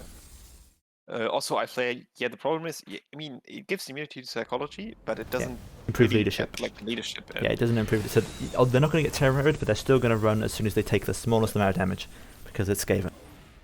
Yeah, you usually take this for area of effect, and then you use it on an entire blob. Yeah, use it on a good squad that you have or something. Yeah. Vampire counts, for example, where you can go on a grind fight. Or you have your goon squad running around with like a Throt and a Packmaster, etc., etc. Next, Scorch. This is the breast spell of the lore. It's a really thin breast spell, which doesn't help it because it makes it so you can never really get its entire use out of it. It does fire and magic damage, which is, you know, fire damage isn't usually that helpful when it comes to breast spells and stuff like that. It's not great against the armor. Overcasting it increases the cast range, so you're not going to go for the overcast very much. It's kind of awkward to aim. Do you see much use in this? It is the thinnest and the longest breath spell in the game. Yes. Like, I've seen, or I've used it myself, and I've seen it being used against the ethereal unit, and it basically like aim that directly on a really clumped unit of like Sirens or something, and you will absolutely delete it. Mm-hmm. But like, you take it for the magic damage, and you take it for like maybe against ethereal units, but you don't need it. You have so much magic damage already. Again, Skaven already have a lot of tools that it makes spells like this kind of irrelevant. I can get a decent piercing value, so if you have like a really tight formation unit, like Chosen, like the one count, they clump out a lot. Can do something, especially it is only 7 winter magic, and again you're getting that passive effect every time you cast it. But when you compare it to Warp Lightning, it's hard to say that this is any better in any way. Like, at all. Like, Warp Lightning is so much better. It has to be a really specific formation for this to be better. Yeah, there's also the thing is, if you take the Plague, if you take the Gracie on the bell, you obviously get a free. Yeah, you're getting this for free if you bring them on the bell. So, like, why double down on it? Because normally you don't see this on a Warlock Engineer, which is the other caster option that you have for the Ruin lore. Yeah, no, you don't usually bring it on the hero. You have the Graciers, and you have, like, sometimes on Iked you see it. Because Iked doesn't get the free Scourge. But yeah, but you do have to bear in mind Iked does get the Brass Orb, which is just another better version of, and it's free. It doesn't cost Winds of Magic. May as well bring that up briefly, the fact that Brass Orb exists, because it's basically a Ruin spell, more or less. Does only Iked get it? Who else gets it also is on Warlock Master. Yeah. Yeah, it's on the Warlock Master. It is basically a... Well, actually, I'll bring it when we do our test. It's a pretty efficient vortex. It casts very quickly. It's stationary as well, which helps out a lot. It's a pretty decent vortex. Good against armor. It's very solid. I'll have to show it off a bit more when we go into battle. But pretty good overall.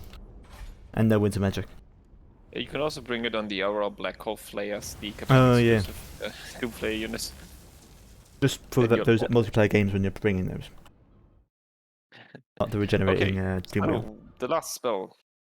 Oh no, actually there are 2 spells left. Yeah, there's 2 more. Next is Crack's Call. It's a very powerful wind spell. Does a lot of damage. Pretty good in terms of just straight up overall as a wind spell. There's a lot of factions that would love to have this spell. Greenskins would love to have a spell like this. The only problem is we run into the problem of the fact that Skaven already destroy infantry. Again, they don't need this spell. They can already demolish infantry with Poison Wind Globadiers and Plague Claw Catapult and Doomflayers and Death Runners and Queek and Icket and yeah, Warp Lightning would even do better than this. And it's expensive, so it doesn't pair very well with the amazing passive spell effect that you're getting every time you cast. I can't tell you anything. I have never used. Yeah, that just says everything when the Skaven main has never used this spell. Overcasting it increases the damage, but again, you are already nuking everything and infantry-wise with Skaven. You don't really need this.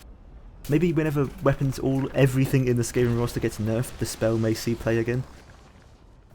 Back when it first came out, this was good because Skaven didn't have much in the way of infantry clearing.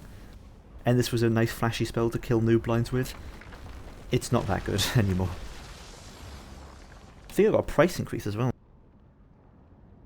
Yeah, I wouldn't bring it. I wouldn't bring it. Yeah. Just have Warp Lightning, which you spam. Yeah, you just spam Warp Lightning and it's way better. Yeah. Yeah, there's not often you get spells like this where you just can't recommend them in the slightest.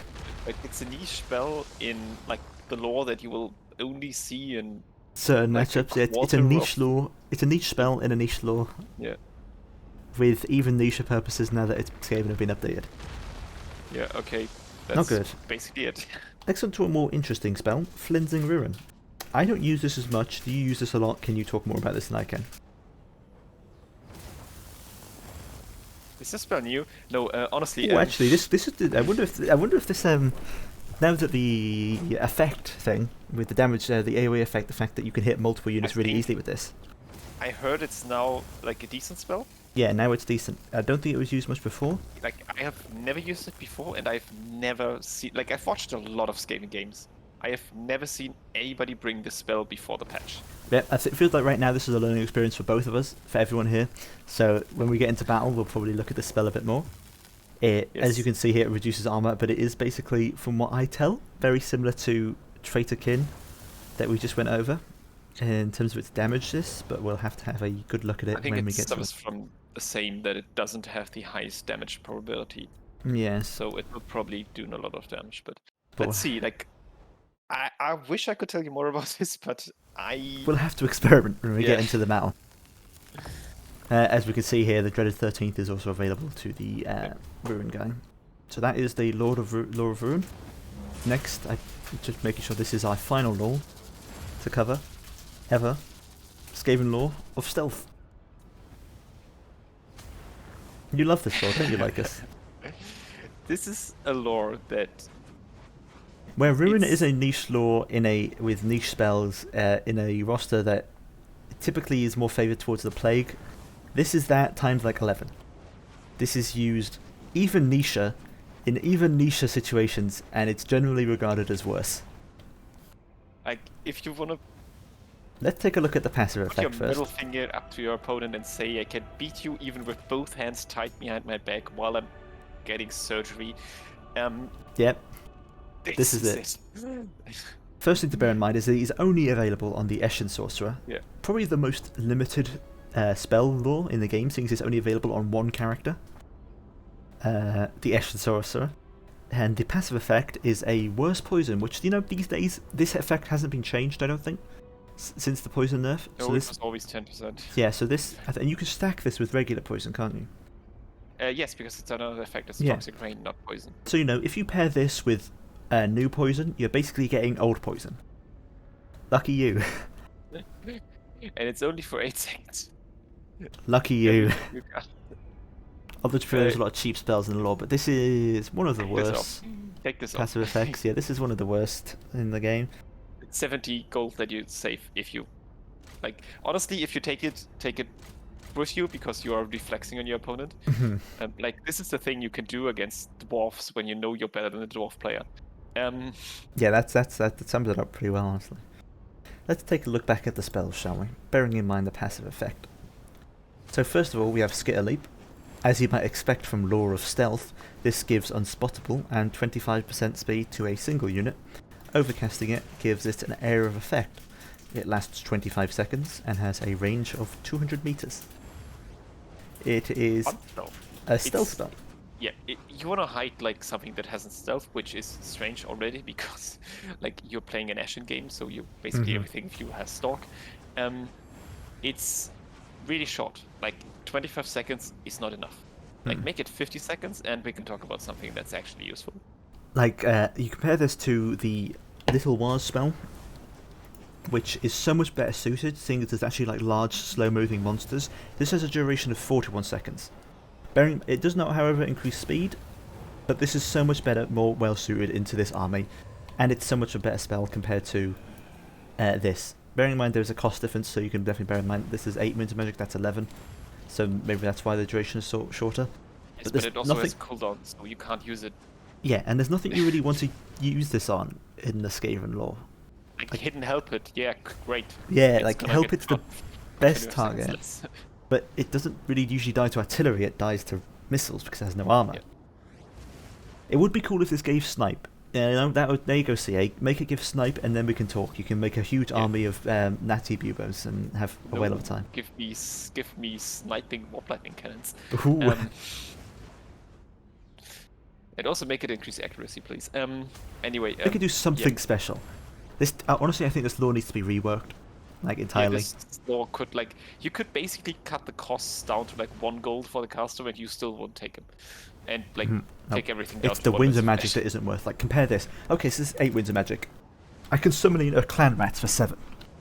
That is infinitely better than this, in every regard. Okay. Enough about that spell. We have another, we have 500 spells to go through. And they're all just as mediocre. Unless Psycho shows up. He doesn't, or he shows up now. We should have done this first, so that it didn't. Okay, so Warp Stars. Oh boy, this is the worst magic missile in the game. Yes. It's literally It is the cheapest, though, to be fair. Shurikens that he throws at the enemy. And it does very mediocre amount of... Yeah, it's not... Overcasting it increases the number of missiles, but even then I don't think it does more damage than a fireball. No, it doesn't do any damage. You basically use that to trigger the passive effect. Boy. But you don't need the passive yeah, I remember effect. firing this at gyrocopters, and it you took 3 of them to kill 1 gyrocopter. And then you have 3 more gyrocopters to go to. Yeah, the 2 more. Because you killed 1. Yeah, it's I remember using this in campaign to some effect, but if your opponent is already playing like this, you probably don't need it. If your opponent's playing like the AI, you've already won. Yeah, okay, so well, there's not much to tell. You use it to trigger the passive effect because it only costs 4 winds of magic. And maybe you can flick away at a really lightly armored lord or hero or something. I mean, it's good. It says it's good against armor. In my experience, it isn't good against armor. Yeah, it also isn't worth to overcast it. No. Because you just kill your caster. Yeah. Okay. Next, Armor of Darkness. Yeah. Okay. Well, the thing is your armor is already invisible, so you're not going to get shot at. So it's a buff. Target, single target, 7 winds of magic, 20% missile resistance, and 60 armor, which is very decent. Again, it's kind of out of place for the Skaven roster, though. I don't think it's out of place necessarily. No, you don't. Pair this with a helmet, and you have a perfect combination. Unless you have armor piercing missiles. Yes, of course, unless you have armor piercing missiles, but normally you don't bring armor piercing missiles against Skaven because the monsters are not armored. Honestly, you don't really bring that many missiles against Skaven, really. You bring archers at best. Yeah, Huntsman, for example, would be the perfect example. Or Chameleon Skinks, which you can't really, I mean, you can deal with Chameleon Skinks, but anyway, you get the example, non-armor piercing missiles, Hunters from Norska. This is, the perfect spell.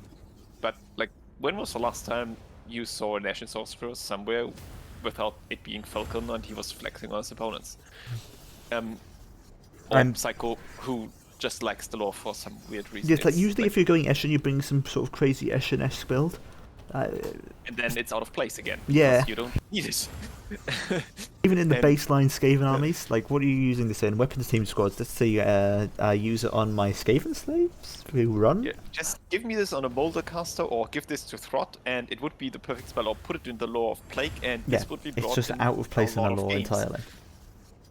But caster is too expensive to bring him for this spell. And The lore know. itself is out of place in the faction. Then you bring this spell, and then all of a sudden, if you're trying to make use of the lore, this spell doesn't make use of the lore very well. Overcasting it gives it an area of effect, which is even weirder. Like best case scenario, you're using this on rat ogres and stuff, but then you do the same. Like, do I prefer this or do I prefer overcasted death frenzy? I probably prefer overcasted death frenzy most of the time, unless I'm going up against a very non-armor piercing army. And like 33 seconds is not bad. Yeah, Like it's not we're bad, talking but about a spell that would be really good in probably any other faction. yeah. Again, We are struggling to find a use for it. very out of Even place. though it actually fits a niche in the faction, with Yeah, like but- you have shitty armored monsters Monsters, that get yeah. shot to pieces. Yeah, rat ogres and hell pits can be shot to pieces quite a bit. If you look here, rat ogres have an armor of 30 and hell pits have an armor of 50. They only have Give this to Beastman, 15%. the spell, Yeah. and you will probably see it in every game. Give it to greenskins, and you see it in literally every game. My god, it would be so good in greenskins. But okay, well, Yeah, there's not much to say, is there, really? We're just sort of going through these spells, and it's kind of sad. Next is a Veil of Shadows. An interesting spell. Very interesting. You can't... It's creative. yeah. See, I really tried to like do a lot with this lore. Yeah, It's didn't do beautiful much, to though. look at, or like at least decent to look at. It has interesting spell effects, and it's completely useless. It's a vortex spell that does no damage. Its entire use is displacement of enemy troops. It does not affect friendly troops, so there is situations where if a unit is in melee, it does a sort of stun cycle. So this can mean that your units do not, like, basically it means the enemy doesn't fight back very much.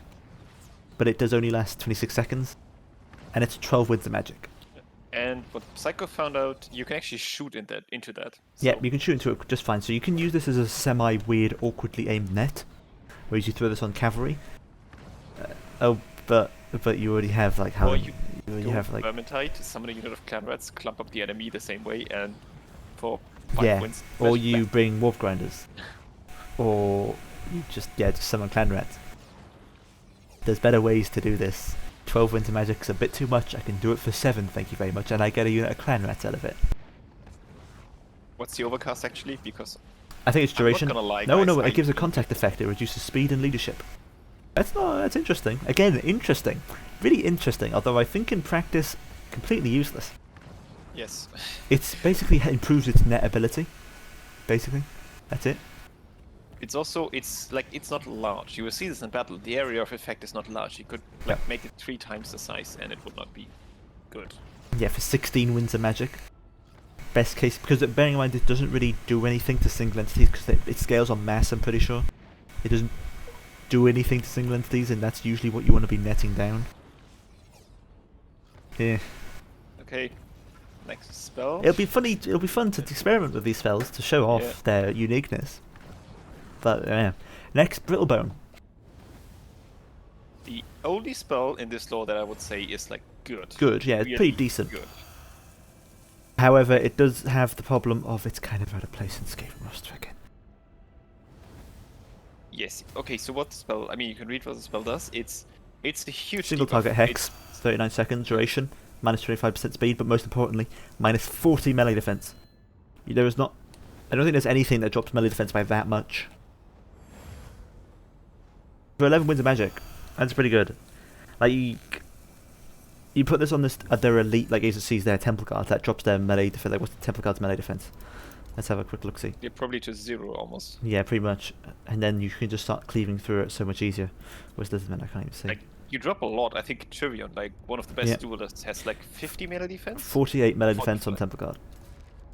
So that's, yeah, they dropped to 0. They're at 38, they dropped down to 0.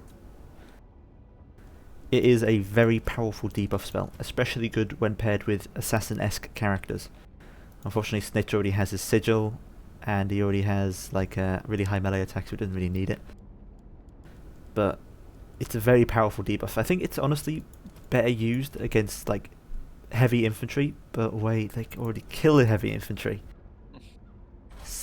It again, if this was in any other faction, this spell would be insane. But it's not, and it's also in a terrible lore. It's actually kind of like CA put it into balancing account and put like really really good spells in lore that you will In a hardly faction ever that doesn't make sense with them. Yeah. I mean, they really tried something beautiful, different with this lore, and the playstyle in campaign is awesome. Yeah, but it's great. Yeah. Multiplayer, unfortunately, it's not. Like, let's think, Skaven. What's your best case scenario for this? I've seen it used by. I mean, Ulrich used it to great effect. Like you can pair this with an assassin and snitch, and you can delete like any large targets. You can delete anything with this. With assassin and snitch, you can delete anything anyway. Yes, yeah. You can also you can probably this is probably the spell that you can use to kill Archaon with Skaven, which you always struggle, or Sickle.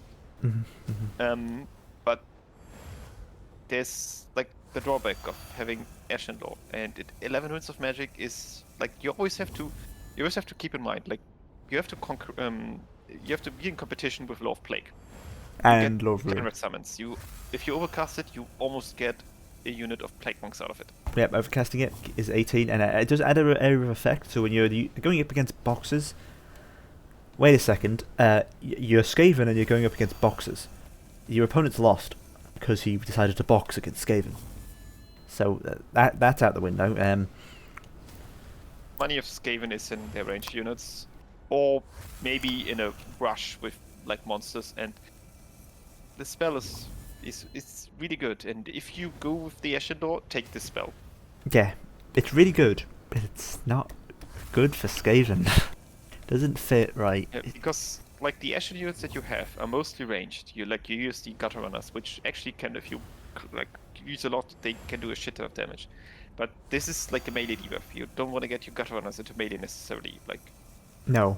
And the Ashen Triads, they are awful in melee if unsupported, because they just have like what feels like 20 models in a unit that they have very little health, and they aren't immune to psychology. Bearing that in mind is that, like you were saying, this is like really good to pair with assassins and that. Death Runners, Assassins, Snitch, Ashen Triads. That's like a really best case scenario for this spell. The main problem with those units is that they terror out when it comes to dealing with single entities and like big scary monsters. So an overcasted Death Frenzy would just work better, and it's cheaper. And it's in a better lore. So the spell is kind of just thrown aside, unfortunately. As with this entire lore, honestly. Worst lore in the game, question mark? Yes. Yeah. Probably. I don't think there's competition. Like, if you... Yeah, there isn't really... Okay, like, I know to be fair, would fight for it, but... you know what, I think there's probably worse laws if you take this law out of... might be worse. Yeah, if you take this law out of Skaven, if you give this law to every... If, say, every faction had access to every law, this probably wouldn't be the worst. This definitely has its place in some other factions, just not Skaven. In Skaven it doesn't have it doesn't have any place. It doesn't make any sense here. Well, it's some sense, but not very much. Compared to the other two as well. Okay, let's move on to this. I like this spell, even though it's half. I don't know what you think of it. You go first. I'm scared I'll say something wrong. It's pretty similar to the Veil of Shadows, maybe, because it's an area of effect, slows down units. It's a non-moving vortex. It's probably a decent spell. Does very good damage overall considered. Yeah, if you think of this as Pit of Shades, really. It is Pit of Shades. It's Pit of Shades, basically, just slightly larger area of effect, and it doesn't do quite as much damage. We'll get into the exact values when we get into testing. Overcasting it increases the damage by even more so.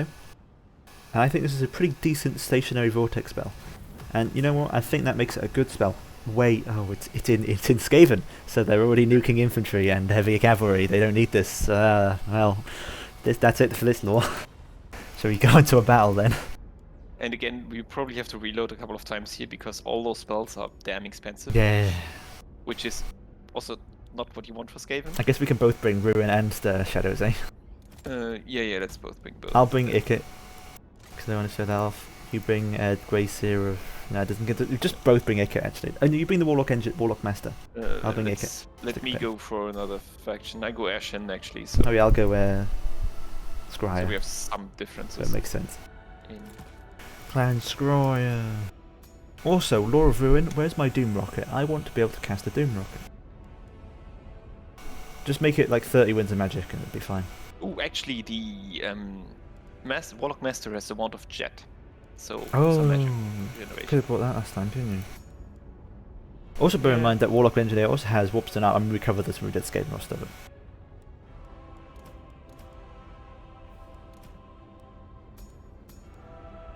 Actually, Ashen Caster, here's an item that allows you to speed of Lycus. It allows you to hide it for a second. Speed of And it's Lycus. only 50 gold, and it's better than the spell. How do you feel having a name? Well, I named told after you I'm in contact with CA. Speed of Wow, they named you after an Eshin sorcerer's item. They must really hate you, eh? It's just I have contacts with them. Speed of Lycus. You're good at running away as well. I You mean, can't really this get your game, magic. what do you expect? That is the Skaven way. I guess I just bring Warlock Engineers and Eshin casters. That's interesting, isn't it? What units should we bring then? Storm Vermins, Clan Rats, Skaven Slaves, just infantry Yeah, really. that's pretty much what. Oh, I and wrote. also some, well, single entities you can test Warp Star with. Yeah, I have the I Mosquito. do want to see how Red Ogres take damage from like Warp Lightning. Okay, I'm gonna bring 2 Red Ogres. I also want to see if like a Hell Pit would get stopped by Veil of Shadows. You reduce the maximum setup. My army's too big. Put it back to large No, I armies. just put it on large again. Yep, put it back to large. I have large armies here. I don't. Can you turn it on and off again? Yeah, it doesn't work for you. Good. Well, I'll cut down my caster amount then. Okay, let's rehost. Oh, should okay. You host it again. Oh, wait, now I'm the host. Will it work for me? Because I left. Do you want to just join mine? Just rejoin actually, I've got it now. No, it's not large. You don't have large units. No, I do now. I've turned it on for myself as host. Do you want to host it? Decide now. No, I'm rejoining. Okay. Yeah, it works now. Oh, it's okay. Cool. Back to what we're doing.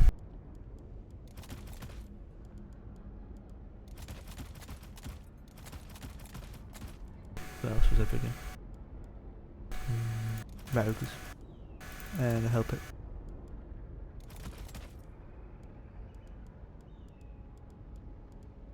What else? Is there anything else I want tested? No, that's probably about it. Right, ready.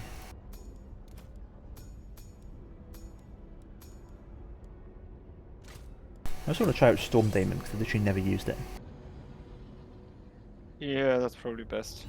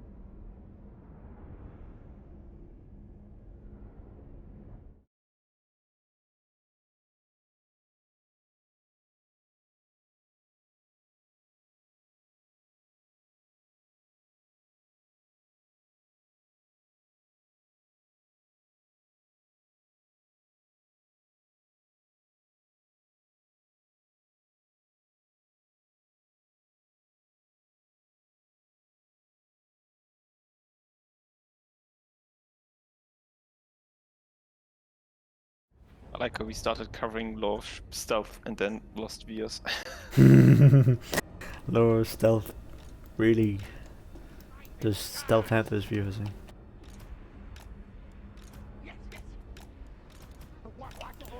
What orders?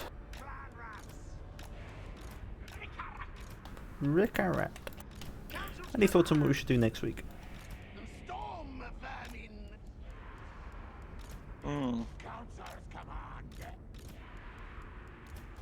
Maybe some, I think, army building would be interesting. Army buildings, like going to quick Like- battles sort of thing? I mean, I wouldn't necessarily say quick battles, but like just the hang of it, like you talking through how you build an army. Mm-hmm. Maybe like recording me doing some quick battles and then like looking back at them. That might need to. Yeah, but this is like you don't see the army building if No, you but I have don't already mean I don't looked. mean looking at replays. I mean looking back at the recording of me doing quick battles. Yeah, yeah, that'd also be.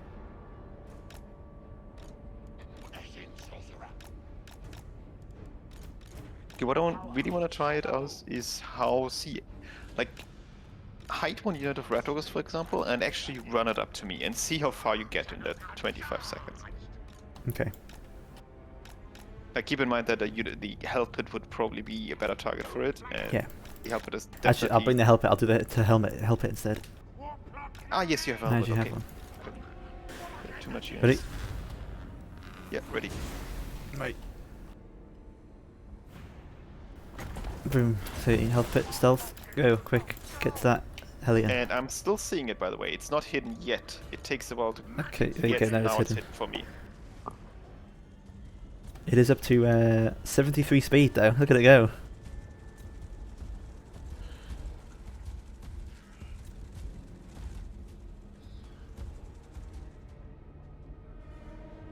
Yeah, it only made it that far. It didn't. Yeah, it didn't make it too far. Yes, That didn't work out too great. It didn't work out that good. And this is... Keep in mind, this is not a large map. No, this is rather a small fairly map, smallish and map. It doesn't even work from the start. Like, even if you cast this right once you load in, it's not hidden. It takes like a couple seconds to kick in. Yeah. So for the 25 seconds, you actually... It's more like 23. Okay, 22 maybe. They're just gonna fight, I guess. I wanted to throw a warp star. Something. Yeah, then let me just run up with the Musketeerian here. Oh, it's taking damage now, isn't it? No, it isn't. Quick, don't hit it. Yeah, Don't hit it's it. 4 Don't hit damage. Okay, so we have to subtract 4 damage. it. Okay, 4 damage. Bear that in mind. Don't go after my lord. Just put it in there It's a peacefully. magic battery. Alright, so let's see. He's at 4,881 health.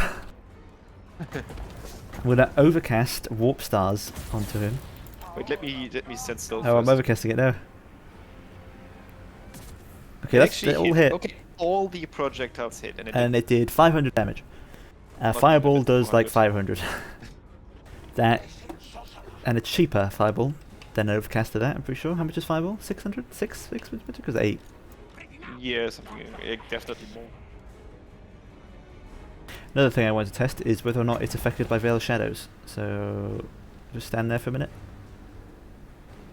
And then see if you can move out of this. Okay, is it getting stuck? Oh, is he getting knocked? Yeah, oh, he it's is actually getting getting knocked stuck. over. Oh, there you go. It works on him. Okay, is he going to get up and just move out there? Back up. Oh, no. It's actually Oh gets yeah, down he again. keeps... I'm spam clicking here, guys. So like, This is it him should be fully moving trying to up. get out. So okay, it works as a fairly efficient net. Fairly. Not 100% consistent, this isn't like warp warp grinder levels of efficient. And it takes 3 seconds to kick in first, but yeah. Well, he's dead. Yes. I do also That want to see exception. what a Doom Rocket will do to a single entity, just for experiment's sake. Oh yeah, I forgot I did great. that. Good aim. Are you drunk? I forgot it did as a little explosion. Did you take lessons from Ted earlier? No, I didn't. Sorry, sir. Oh my god, yeah, so this is where you never use the item. I think it's more used against infantry, it's not meant for Yeah, single but even entities. against infantry, like, I mean... Oh, but wait, Skaven kill infantry. Oh, no. They already nuke infantry, they don't need any more. I do want to see a Warp Lightning on Council Guard. Okay, moving up a Council Guard unit, I have 2 of those. Keep them stood, do you? Okay. Using unit caps, I see. Or breaking them outright, I mean. Says the one with... How many Tusker Chariots did you have last match? Nah, it doesn't count. Wait, you just keep your Council Guard there still, I want to see. So this is like, this isn't even best case scenario for a Warp Lightning. This is a 6 Winds of Magic spell. From 7,400 health. That did over 1,000 damage in health. That's pretty good for a 5 Winds of Magic. And then you add on the fact that they all lost 12 melee attack during that effect. Because of the Musk of Fear. That's pretty good. Now let's see what a Scorch does to Storm Vermin as well. Let me see what kind of thing it does to armor. So this is a 90 armored unit. It is at 7,440 health. Let's see if we can get it. Best case scenario. This is the best, absolute best case scenario for this unit. You see how long it is? It's really long and thin. So that did about 1,000, about literally the same amount of damage, I think, nearly as the like 120 extra damage as the warp lightning. But bear in mind, the warp lightning is far more consistent, and it's one magic less. It just makes it better. The only version you get better if you like clump up. Like I'm gonna be using the clan rat, the slave game stuff in the front to show it to you. They're moving in and they will clump up in melee automatically. By the way, you're getting shot at by my warp lightning. I can't stop that. Stop that, you. Like they're gonna be clumping up. Like if this would be unit of storm vermin in the front line, now you would get better values out of it because now they're clumped up. But it's difficult. Okay, I want to use this. Wait, where's your lord? I want to see if I fire this at your lord, how much it does. It's in range. Okay, let's try that. Storm demon coming in. So let's see. Lord is at. He's moving. He's at 4,000 health. Let's see how this does. Okay, that was 600 damage. 600, but also perfect target, and I didn't even move back. So. No. Had to say. Okay, you want to show off the brass orb?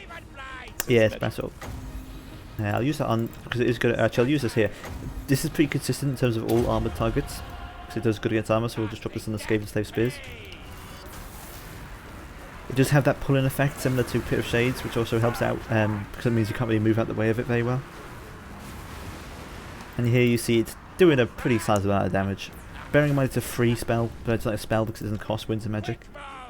It's really good. I mean, you can't drop it. Can you drop it? You can't. Well, you can. Can you drop it? You can drop it, yeah. Yeah, but don't drop it. It's like the banishment on Slan. You want it because it's good and it's decent.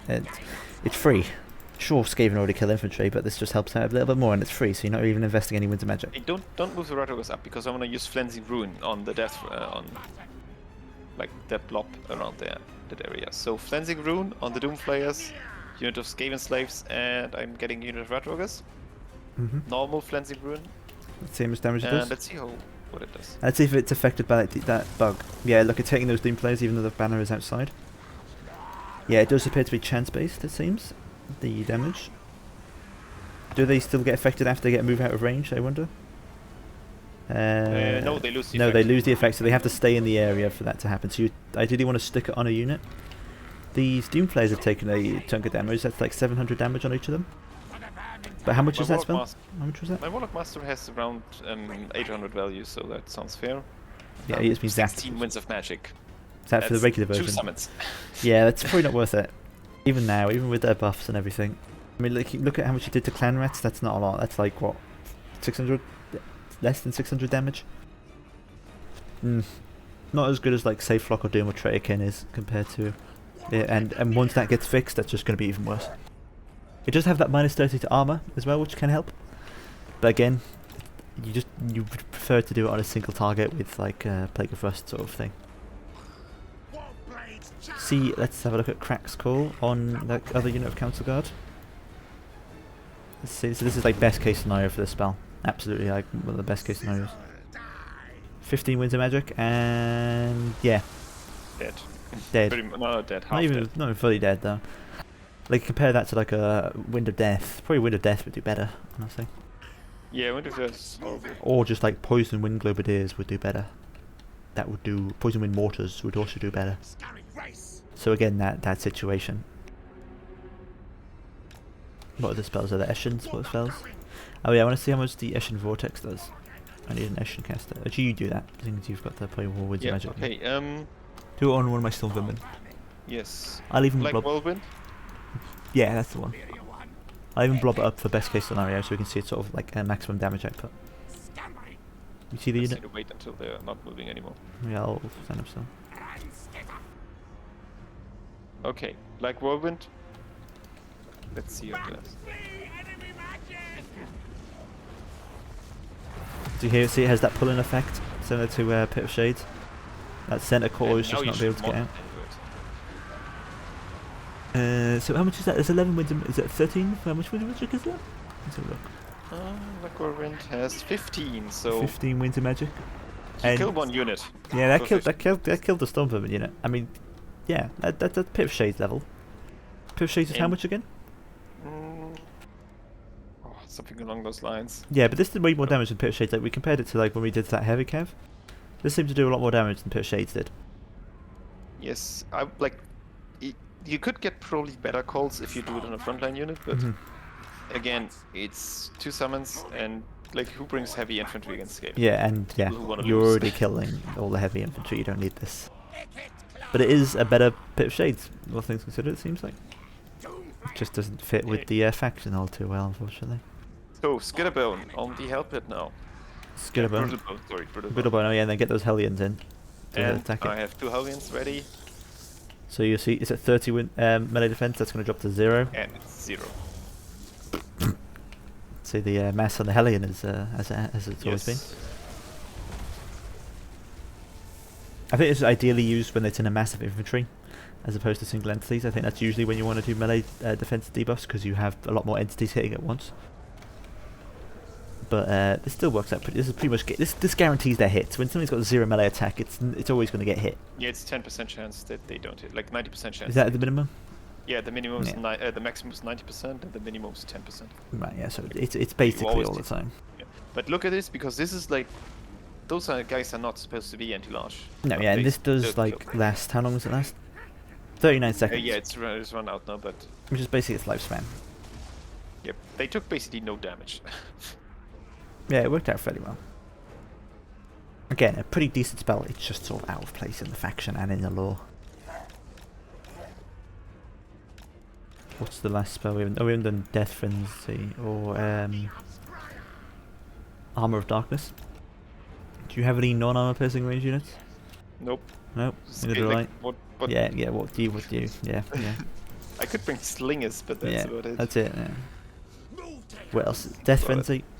Oh, you have Wolf Rats. Use some Death Frenzy on those Wolf Rats, and see how they do against Clan Rats. Do you have 2 units of Wolf Rats? Or just Yeah, I one? have 2 units of Wolfrats. Okay, see see 2 situations. One with Death Frenzy, one with out Death Frenzy.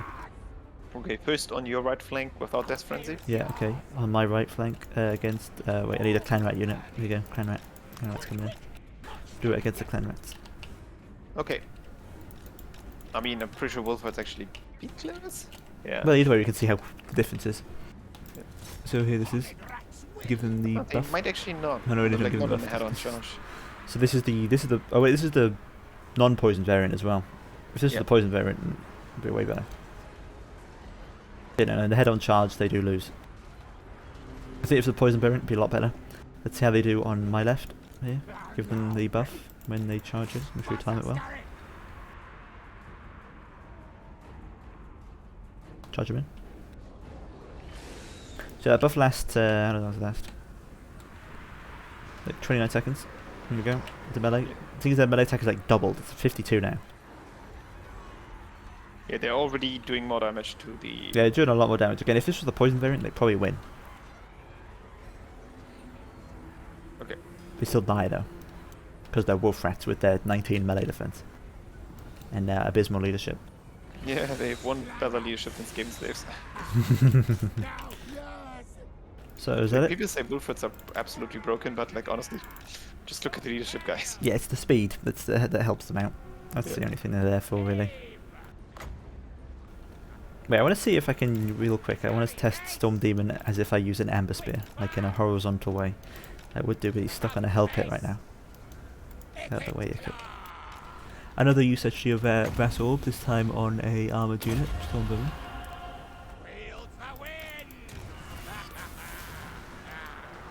And of course the Doom Wheel going... Man, you don't see Doom Wheels that much these days, do you?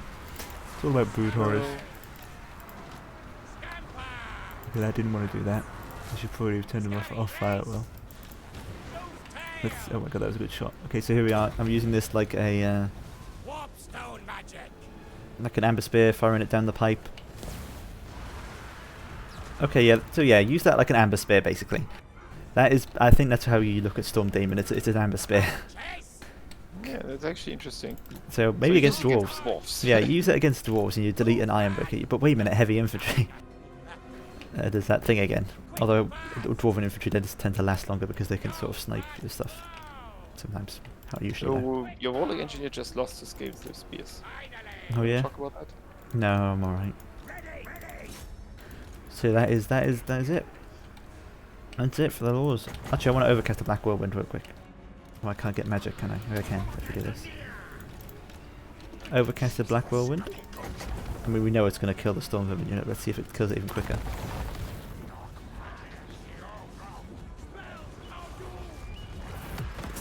Boom. Yeah, that does damage really quickly. Look at that. That's absolutely demolishing it.